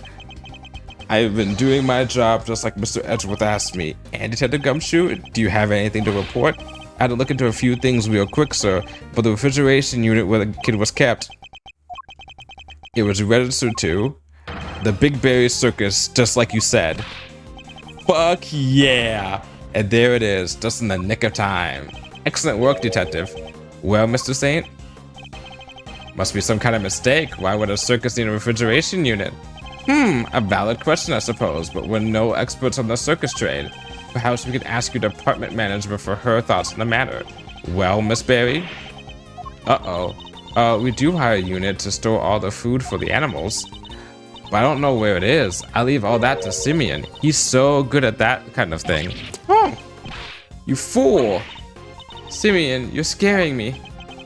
Such a shame, but rushing to find a solution after the fact so often leads to mistakes. You knew that if the body was found in the unit, the suspicion would fall on you. So you panicked and moved it to the grounds of the big building instead. But you weren't counting on Sean being found in the unit when you kidnapped him.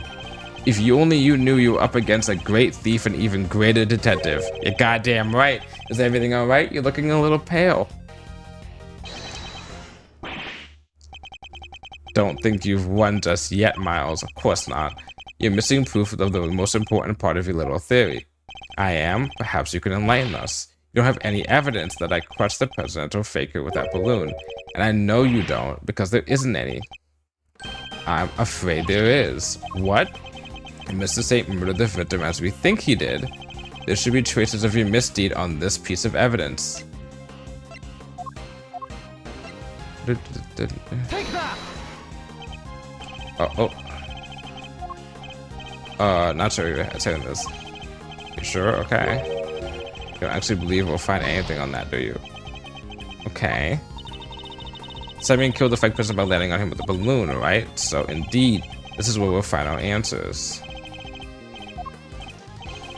You might lose that with a case, but I'm afraid you won't be wrong. Wouldn't it be on the actual balloon itself? Take that!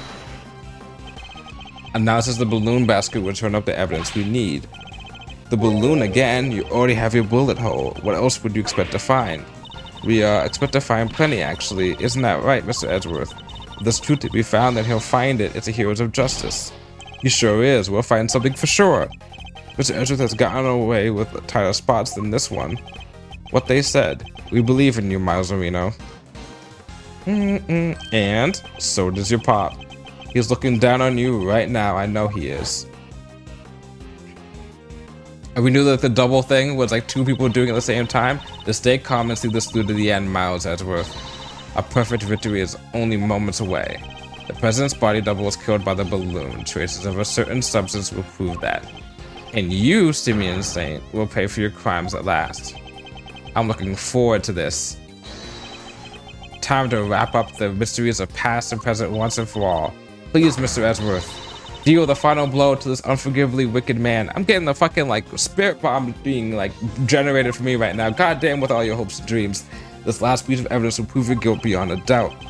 What should we expect to find on the balloon if it was used to crush the president? Take that! When Sean found the president's body, right when they talked about the balloon landing on him, I'm like, we're gonna have to find traces of the flower because it's a very specific flower.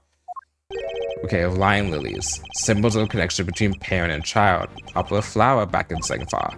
That's your proof? A bunch of flowers that will be rotting at the dump by now? A bunch of flowers that Sean threw away?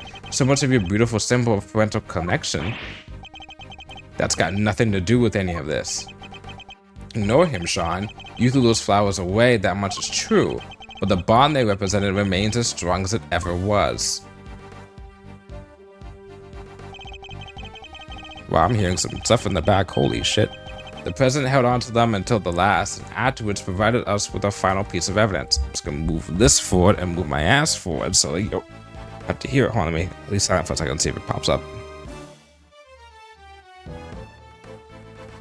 Holy shit, it does pop up. It won't be in the VOD. The president held on to them until the last, and afterwards provided us with a final piece of evidence. What? What are you talking about? The flowers Sean disposed of had been squashed flat. They must have been crushed by the balloon. If we examine the basket for traces of lion lily pollen, what do you think we might find? You don't need to do that. You looked over the basket just now. Anyway, if there were pollen stuck to it, you would have seen it. Those flowers are bright yellow. Not all evidence is visible to the naked eye, Mr. Saint. Huh? Emma. Yeah? I'd like to call on your scientific skills once again, if you don't mind. Leave it to me. All right, let's take a look at this balloon basket, shall we? And what do we find? I've got something. Bright yellow pollen, just like you said. If it's from the same flowers, it shouldn't take more than a quick test to prove it. Yeah, exactly. Okay. And there we have it. You murdered the president, and this murder you carried out yourself. Oh. You crushed the president with that balloon. Yeah. Then you loaded his body into the basket and took him to the refrigeration unit. But why? Why go to the trouble of removing the body? Because he knew another incident was scheduled to occur that same evening. Oh, Rosie Ringer's murder. Exactly. If he had left the body there, it would have interfered with his other plans. I get it. And he couldn't leave the body in the refrigeration unit for too long either, right? Indeed not. So while returning to the big building to drop the body off again the following night, he must have observed the fire Sean caused and the Professor's heads falling as a result. That's what gave you the idea, wasn't it, to frame Sean for the murder? You made it seem as if the falling head was what killed him so that my son would take the blame. Despicable coward. In order to achieve your aim, you lowered the president's body from balloon to the lot below. And while he was dangling from the roof you used, He was caught on Sean's rehearsal tape. No, how did you see through it all? How? Because I'm a damn good prosecutor. You manipulated people and manipulated this case just as you manipulated animals on the stage. You thought you were all powerful, but your reign is at an end. The animals look like they're mad with you, Simeon. Even Money and Isaiah. They thought you were their friend, but you're not. You're sad and mad all the same time. Stop it. Stop looking at me like that. Yeah, perhaps they will when you finally stop clowning around. You're not cut out for comedy. Your tale is destined to end with a whimper. And that's what I'm saying as an ace attorney.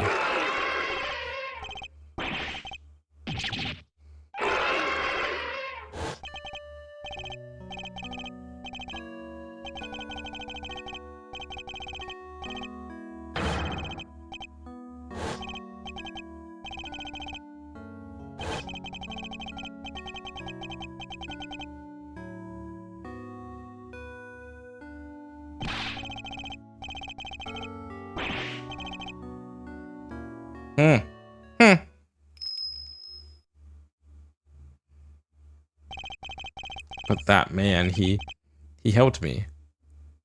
Canis was the only one who ever helped me. So what if I used people? I had to. Is that so wrong? Leave me alone. Leave me alone.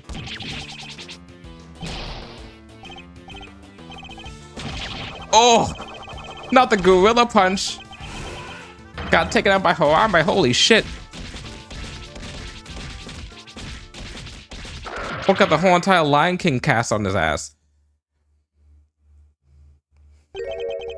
It seems the game is up at last. The killer, Mr. Edgeworth, might be the first to congratulate you. You have unmasked the person behind this entire sorry affair. Now I am free to... Guns are so clumsily, don't you find? I don't have a gun.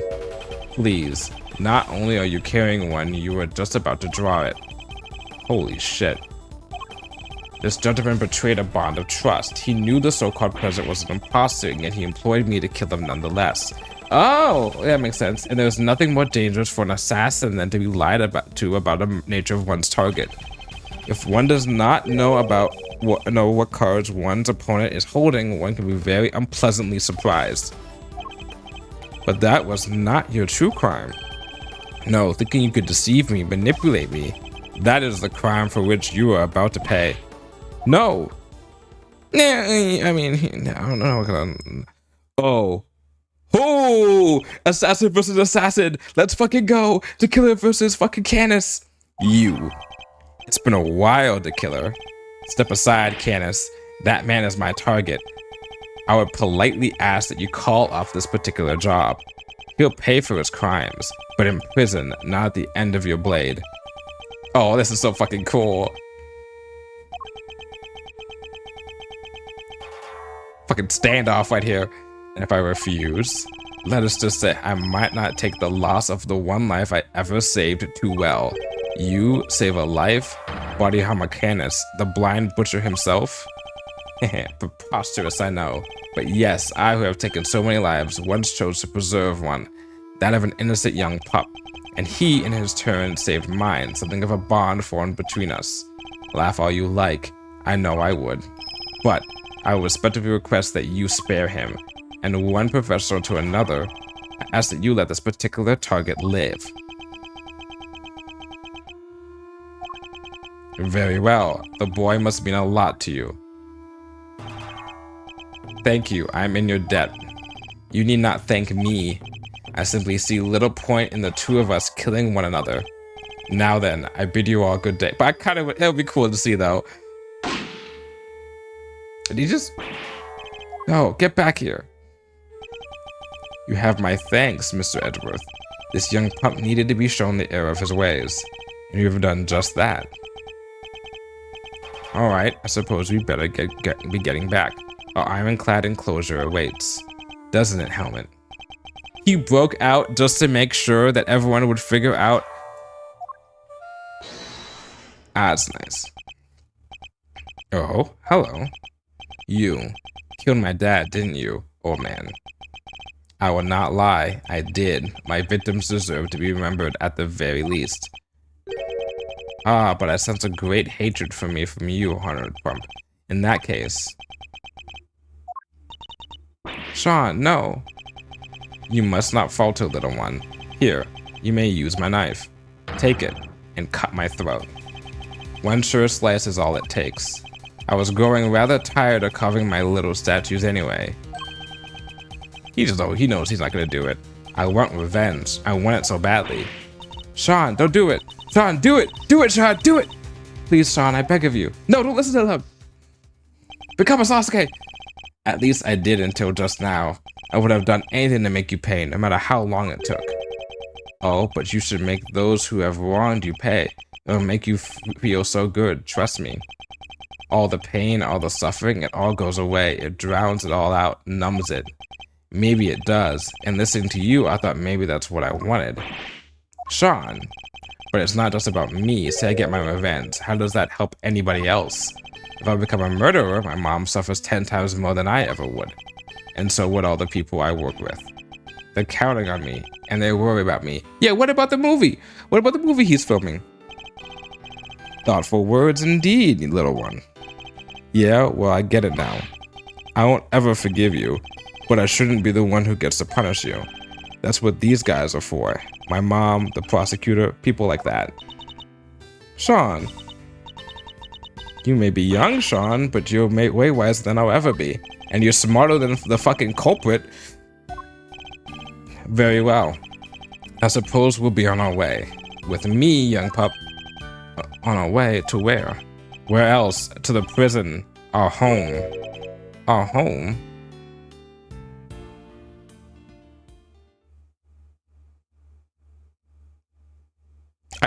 We did it.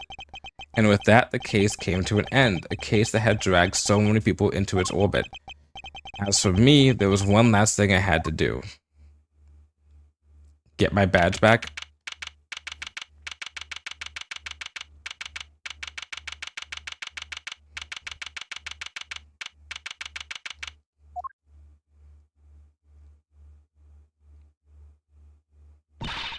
Sorry to keep you waiting, Mr. Edgeworth. What's the big idea, big guy? Want to tell us what we're doing here? He's 100% becoming a prosecutor again. Let's go! Mr. Edgeworth! Your request has been processed and approved. Huh? Your what now? I've asked for my prosecutor's bag to be reinstated.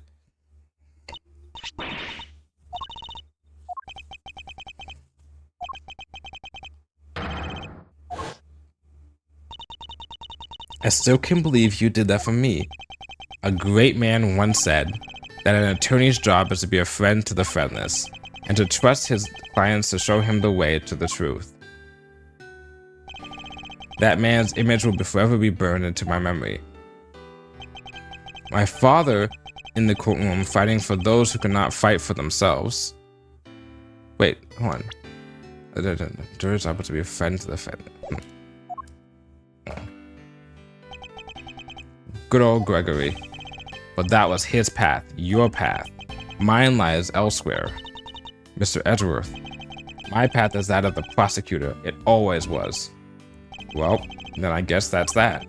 I'm sorry. No. I dig it. Besides, I can tell by that look in your eye that your mind's made up. It is. Alright then. Looks like our work together is diddly done. Just don't come crying to old Eddie if you change your mind. This club's now closed to new members. I understand. Hey, Milester, care to tell me why, at least? How come you're so dead set on popping the old prosecutor's hat back on?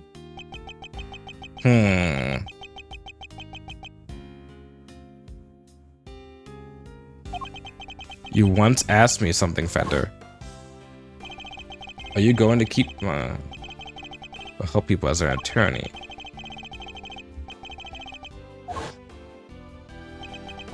I've been thinking about that question ever since, about how I mean to live my life.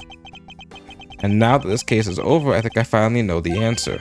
I'm going to help people as a prosecutor. But can't you also do that as an attorney? Look at it this way. Simeon Saint was also a victim of sorts. He lost his only parent all those years ago, and with him, his ability to believe in a just world. I know how that feels. To lose somebody so important to you, to lose faith in everything. To doubt everything and be utterly alone. To fight and fight and fight. Hey, the old It's Attorney music. All that I can hope to do is get every defendant declared guilty, so I make it my policy. But I was lucky. Somebody was kind enough to save me from myself. Oh, they're not even gonna show Phoenix Wright? Oh, come on. That's the perfect time. This is the one time in this one little small little side franchise. Oh, Mr. Saint had nobody. He had no faith in the law. He felt that seeking revenge himself was the only option. But I doubt even you imagined the body double would go so far as to co-opt our country's police. I sure didn't. As long as Winner was around, no evidence was going to stand. He even nearly managed to ruin things this morning. The guard almost got away with it again. I want to help people like him. And how do you plan to do that? If he had been able to rely upon the law, none of this would have happened. Sharon Winner made a mockery of justice, and in doing so drove Mr. Saint away from seeking it. The law is only as good as its practitioners. It can be a shield that keeps the people safe from harm, or a sword wielded to wound them. Just one among many of the law's great contradictions. You can say that again. That's why I have that sword and shield trophy.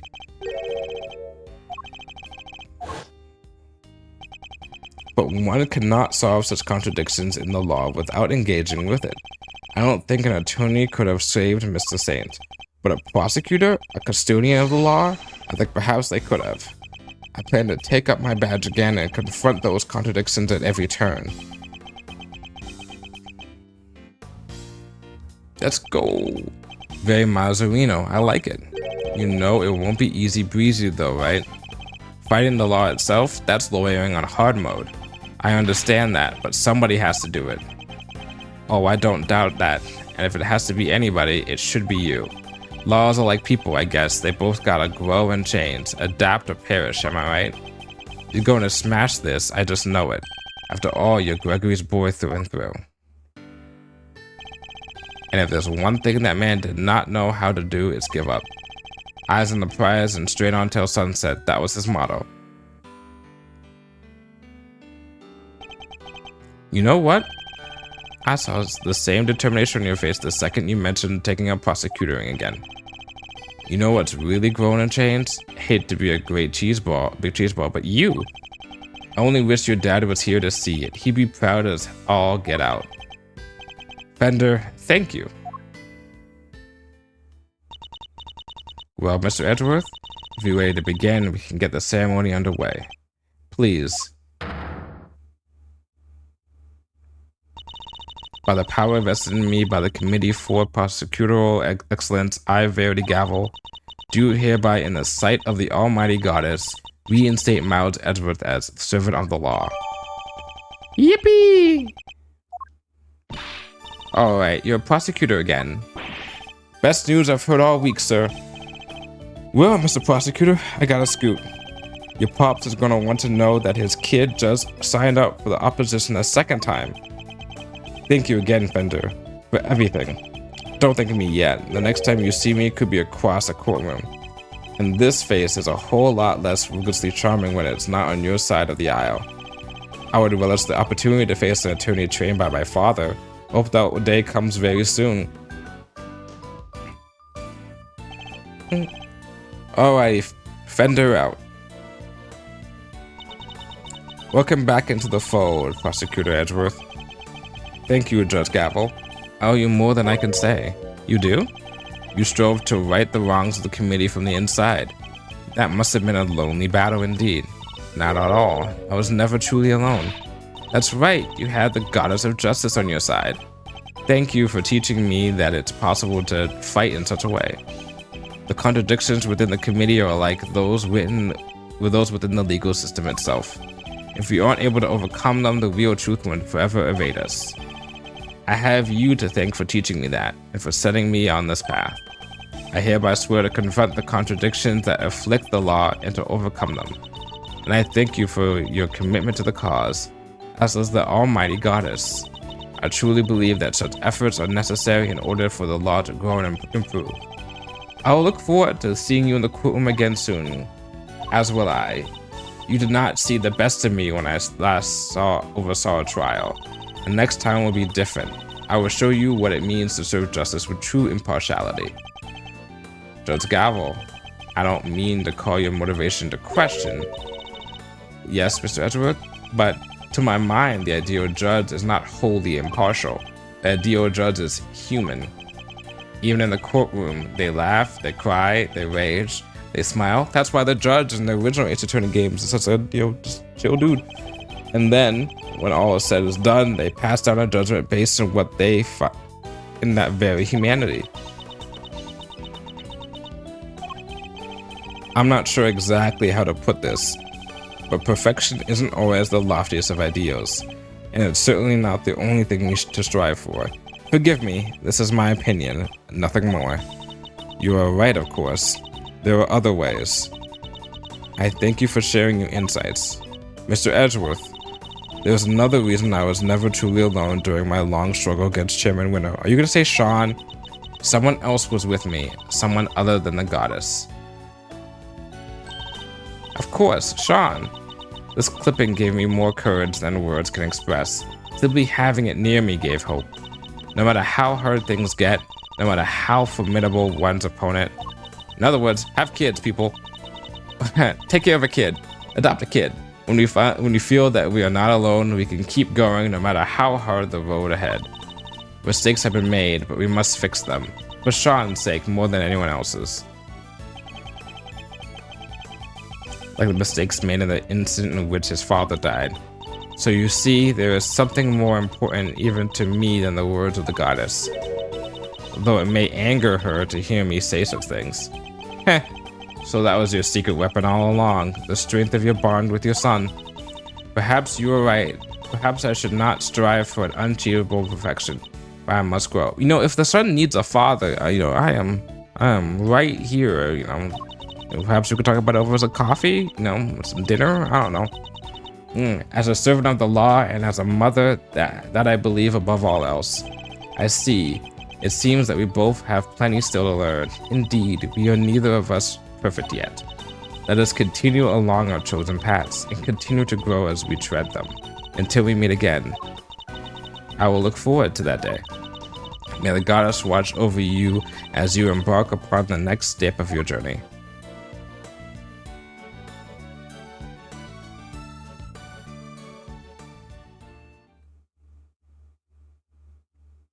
Okay. I lost the title of Prosecutor, but now I've regained it. In doing so, I've set a new way forward, a new path for justice. I'm determined to follow the path until it finally leads me to the truth. No matter how hard it might be, no matter what obstacles might arise, woe betide anyone who stands in my way. Wherever they may be, whatever they might say, I will lift my voice and shout objection. Woof! I did it! And I did it in faster time than I thought I would. Holy shit. Oh. So, Chief, what kind of scoop we looking to land ourselves next time, huh? Did that teach you nothing, knucklehead? We're journalists, dang it. Leads are our stock in trade, our bread and butter. You don't just hand that stuff over, not even to your danged apprentice. Sorry, Chief. I guess I got a whole bunch of stuff to learn, huh? Well, alright then. Better go track down some leads to myself. That's the spirit. You go get him, dummy. Before you mosey on down the way, mind sharing what kind of leads them that might be? Don't you fucking dare! But Chief, come on now. I'm pretty much your editor, ain't I? Can't hold out on the boss. Ooh, come on, Chief. That's cold. You fucking hypocrite. Get out of here, lot of heart. Hypocrite.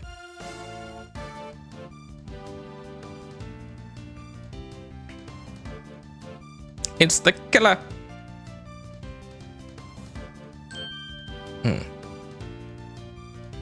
How's the food? How's the ice cream? My arm wound has yet to fully heal even now. The bodyguard who inflicted it was a skillful practitioner indeed. I shan't be forgetting him in a hurry. But never mind that now. Time to return to the life of a simple ice cream seller. Although I have been thinking that perhaps crepes will be more my speed. Well, no rush. I'm sure there'll be time to ponder the matter before my next job comes in. This is it after the first game at the very least, right? Maybe after the second game? Sure, you might have knocked me on my butt, wise guy, but I ain't on full account yet. I'll be keeping my guard up and looking for an opening. Ain't that right, Teddy? The second the bell rings for the next round of escape shenanigans to come out swinging. Till then, it's training, training, training, and more training. I said too many trainings.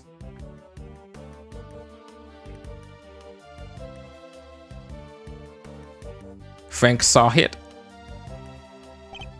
You want to know if I'm still planning on becoming an animal stylist? Sure, I'm still studying every single day, still up to my elbows in mud. But I guess it suits me better than being a newspaper salesman. I plan to make it my new career when I finally get out of here. What's that? Is my release a few more years away? Now because I helped warn the guard?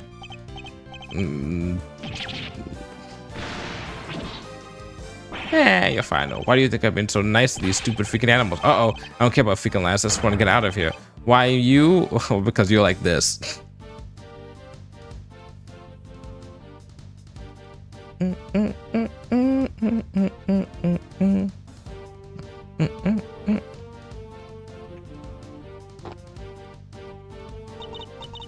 I was so shocked when I learned of what Simeon had been up to this whole time. I trusted him. I was his boss. Yeah, honestly, Simeon had the best fucking switch from good to bad.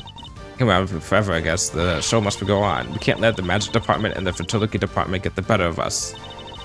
We'll light up that stage and blow away the competition and all those awful memories with it. Yeah, honestly, of the ones so far I've played of Ace Attorney games, his switch to being like, oh, that, to being, oh, fuck, is like the best fucking switch.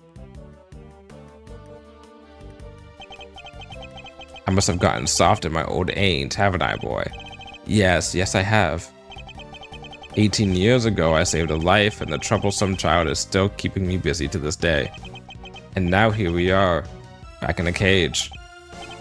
Well, we'll have company soon at least, won't we, boy? Yes, our friend the pup. Things certainly won't be dull with him around. No, they won't. Get a cool serial killer dad? Are you kidding me? God damn. Oh yeah, these two. I'm not saying this because they're singing it.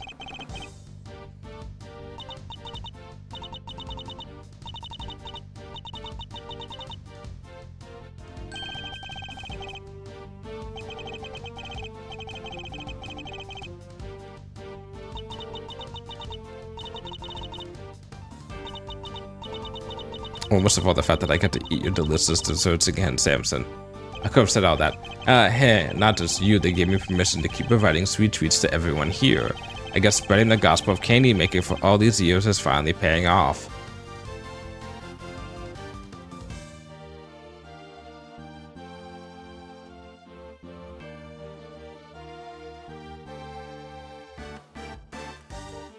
Delicious scone.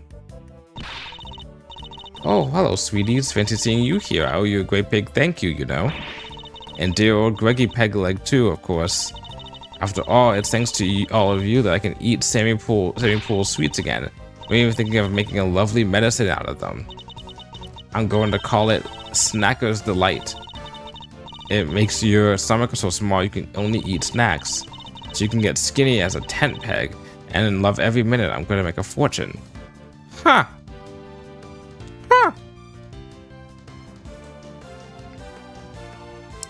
If something smells, it's usually the butts.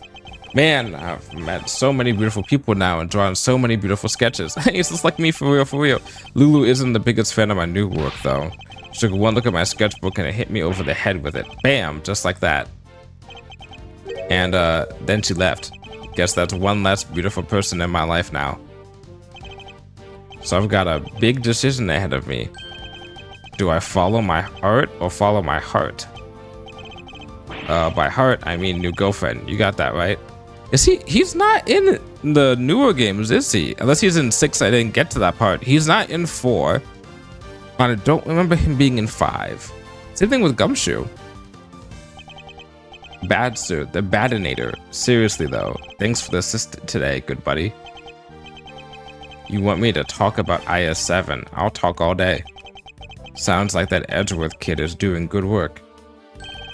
Yeah, Mazarino chose a different path from his old man in the end. A path that means we can't work together, but that won't stop me from looking in on him from time to time. You've come pretty far yourself. Holy macaroni, a compliment from Big Bad Detective Bad? Am I dreaming?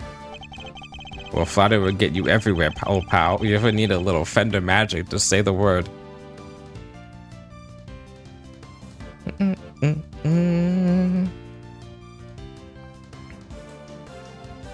Oh yeah, neither. Looks like they'll be letting me off a little easier than I thought for what I did. I guess it's because I told them I was kind of forced to do it. Ouch. Ain't no such thing as easy when it comes to crime, dang fool child. Sorry, Grandma. I still feel awful about it, of course. But I'm just so glad I get to stay out here with you. What's that? You think we should be getting back to work? I guess you're right.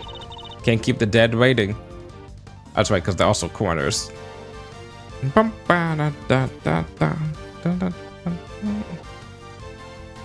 Guessing Emma? Well, she'll show up soon. Science saves the day again, huh? Good thing I happen to be around, right? Even if I do have to jump right back on a plane again and go back to Europe. All this flying around is gonna get tiring. Still, it's all part of becoming a first-class forensic investigator. Guess I better get going. Oh, but if you ever need me to say the word, okay? I'll come running, you know I will. Well, we won't see you until we play Apollo Justice next year. Well, you're back to being a main character.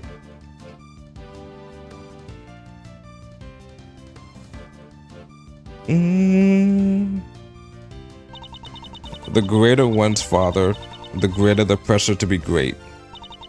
But Eustace Winter, was it? He has chosen his own path now and he will be tested. Just as I was. Miles Edward chose to live as a prosecutor over how his own father lived.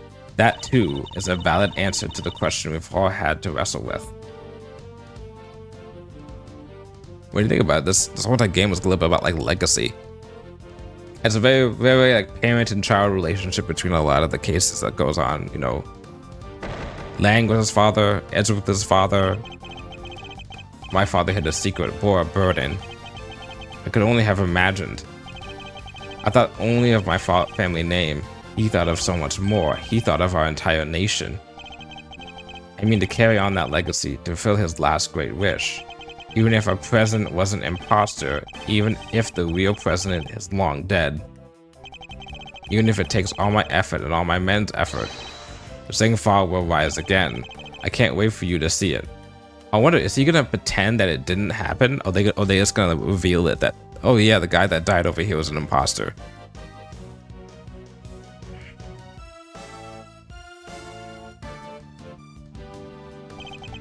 I gave up on the winner thing. Told everybody to stop calling me that. He's now the Chad because it didn't win. My dad did it all for me. I'm going to start again from scratch. I won't let what he did ruin everything. And pretty soon I'll be better than him and better than Edgeworth, so watch out. Now, first order of business, get a new nickname. Oh my god.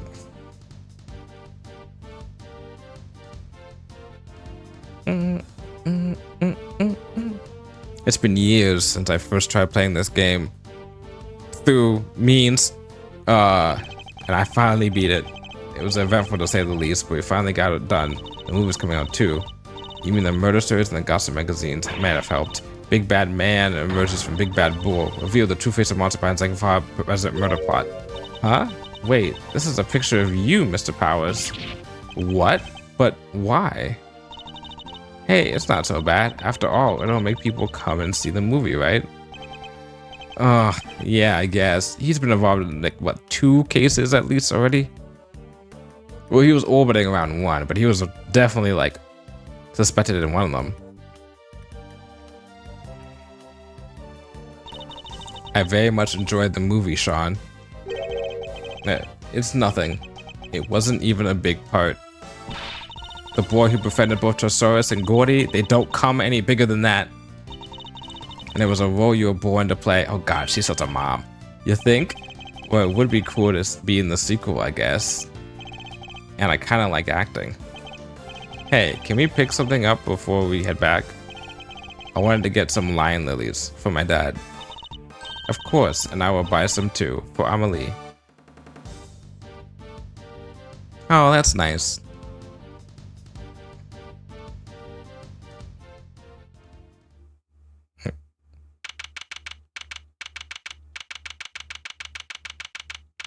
Alrighty then.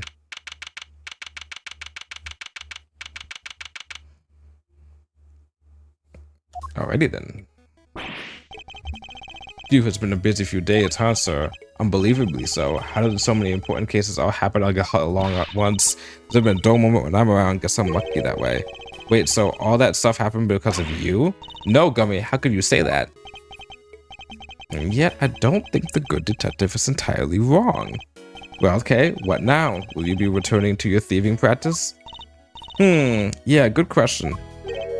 What? You're not sure? How can I put this? I guess I feel like I've been trying to follow in my father's footsteps this whole time, you know? Trying to become a great thief just like he was. The Yatagarasu, or a Yatagarasu at least.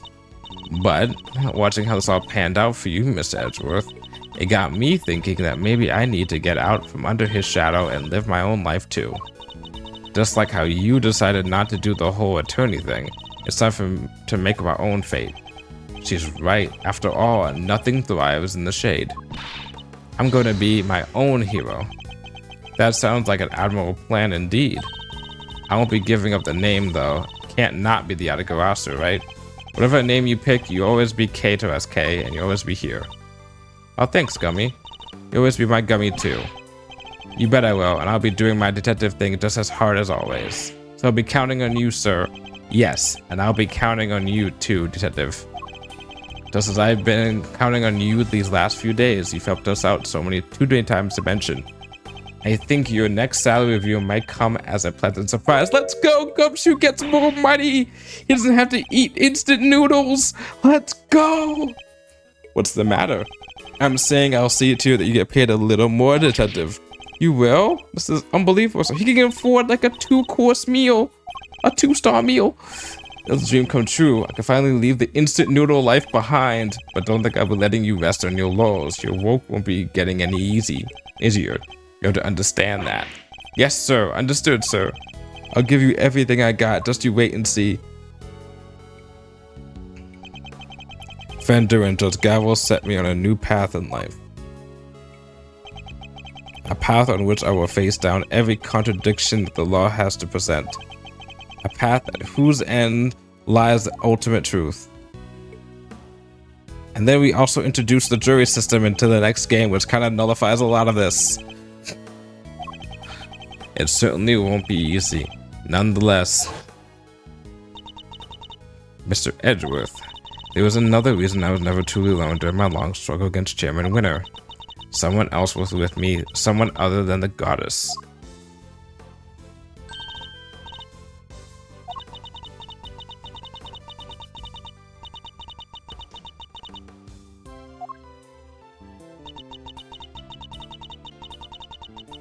When we feel alone, we can keep going no matter how hard the road ahead.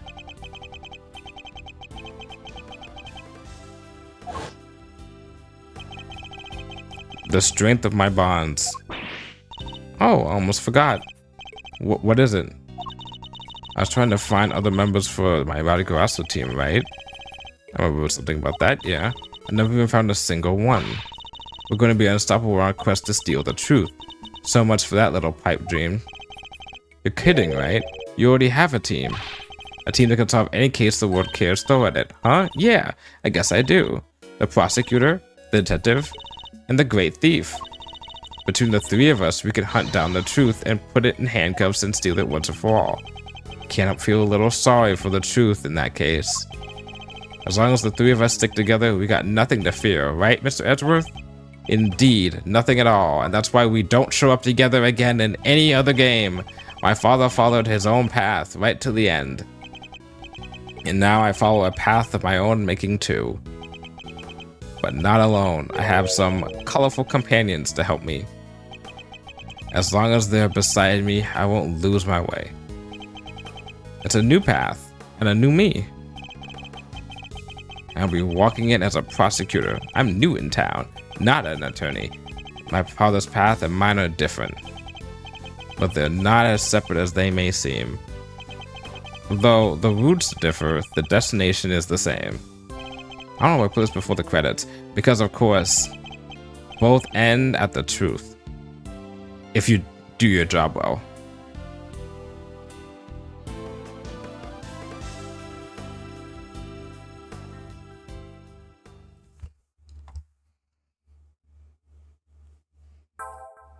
Dun dun dun dun dun.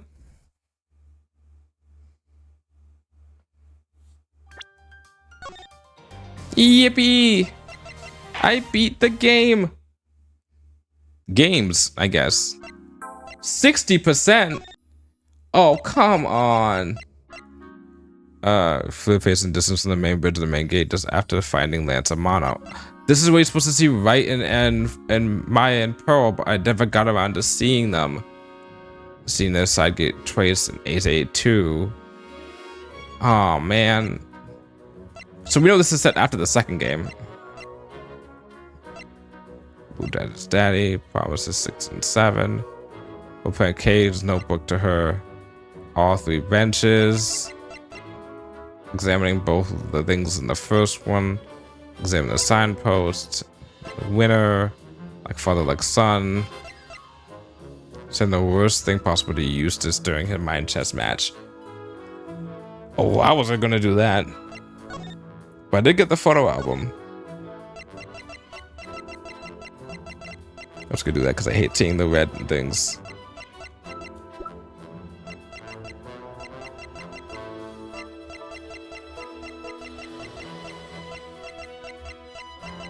God, I fucking love this music.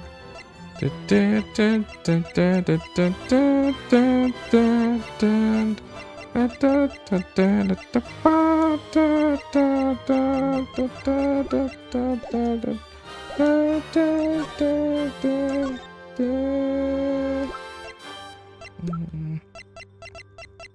this is how they look if I put on the old style. I mean the original style. But this is how I had it on the original style. This is how it looked like if I didn't do that. I wonder what their faces will look like. That's the only thing I kind of regret not doing, is put this on to see what their faces are like for certain things. But I don't particularly like how they look in the new side. They look a little like mobile gamey in like in a bad way.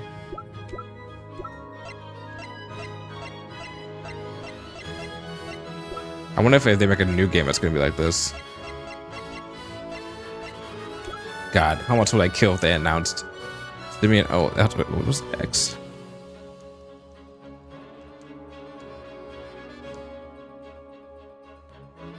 Simeon say it true self. God, fucking this fucking outfit right there. Go from that, from fucking this. Oops. Like this, just like chill. It's like, oh hey.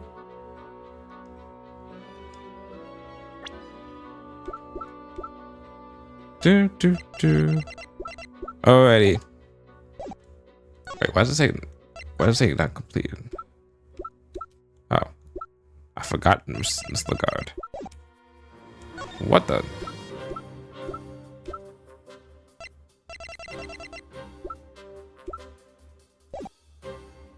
Gosh damn it.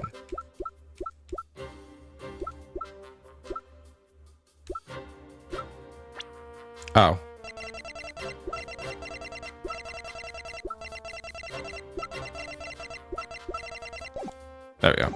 That was gonna bother the heck out of me. I mean, I don't have accolades, so.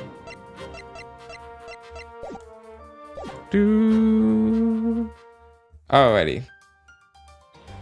And with that, we have concluded just at 10 o'clock. Holy shit. I plan to go from 6 to 10, but then I kind of also plan to go from 6 to 11 if it needed to be. But it didn't turn out to be that way. So we are going to find someone to raid. This finishes up my last Ace Attorney game of the year. I have played through, in a total, put some music on. I have played through in a total the Ace Attorney trilogy, aka, which I played through that before, like by its own self. But I have played through the Ace Attorney trilogy, Apollo, and then these two games. So all I have left is the Apollo Justice trilogy, aka Apollo Justice, Dual Destinies, and Spirit of Justice. Which is Spirit of Justice is the only mainline game I have not beat at this point now. And then I still have the great Ace Attorney games too, actually, when I think about that. But those are gonna be. I've had those on my Switch for like a year, if not more than that. I'm gonna get around to playing those, but I have to wait a little bit. But for now, though, we're gonna find someone to raid. Who is live? It's what, like 10 o'clock? People still up? People still doing things? People still chilling? Relaxing, all cool. Holy shit, a lot of people up.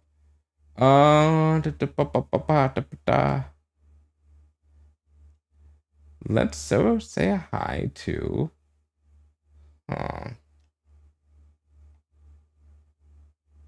Let's see. Let's go say hi to say he's still streaming. Yeah, he's still streaming. Okay, let's go say hi to Juzo. He's having a soft debut. I think it's sort of like a new motto, I believe. There we go. This channel has a follower, subscriber only chat. That is fine by me. Okay. So yeah, his new motto is so cute. Yeah, I know, a little like chibi thing. I'm watching it now. Got to go in there to make sure that he's still streaming.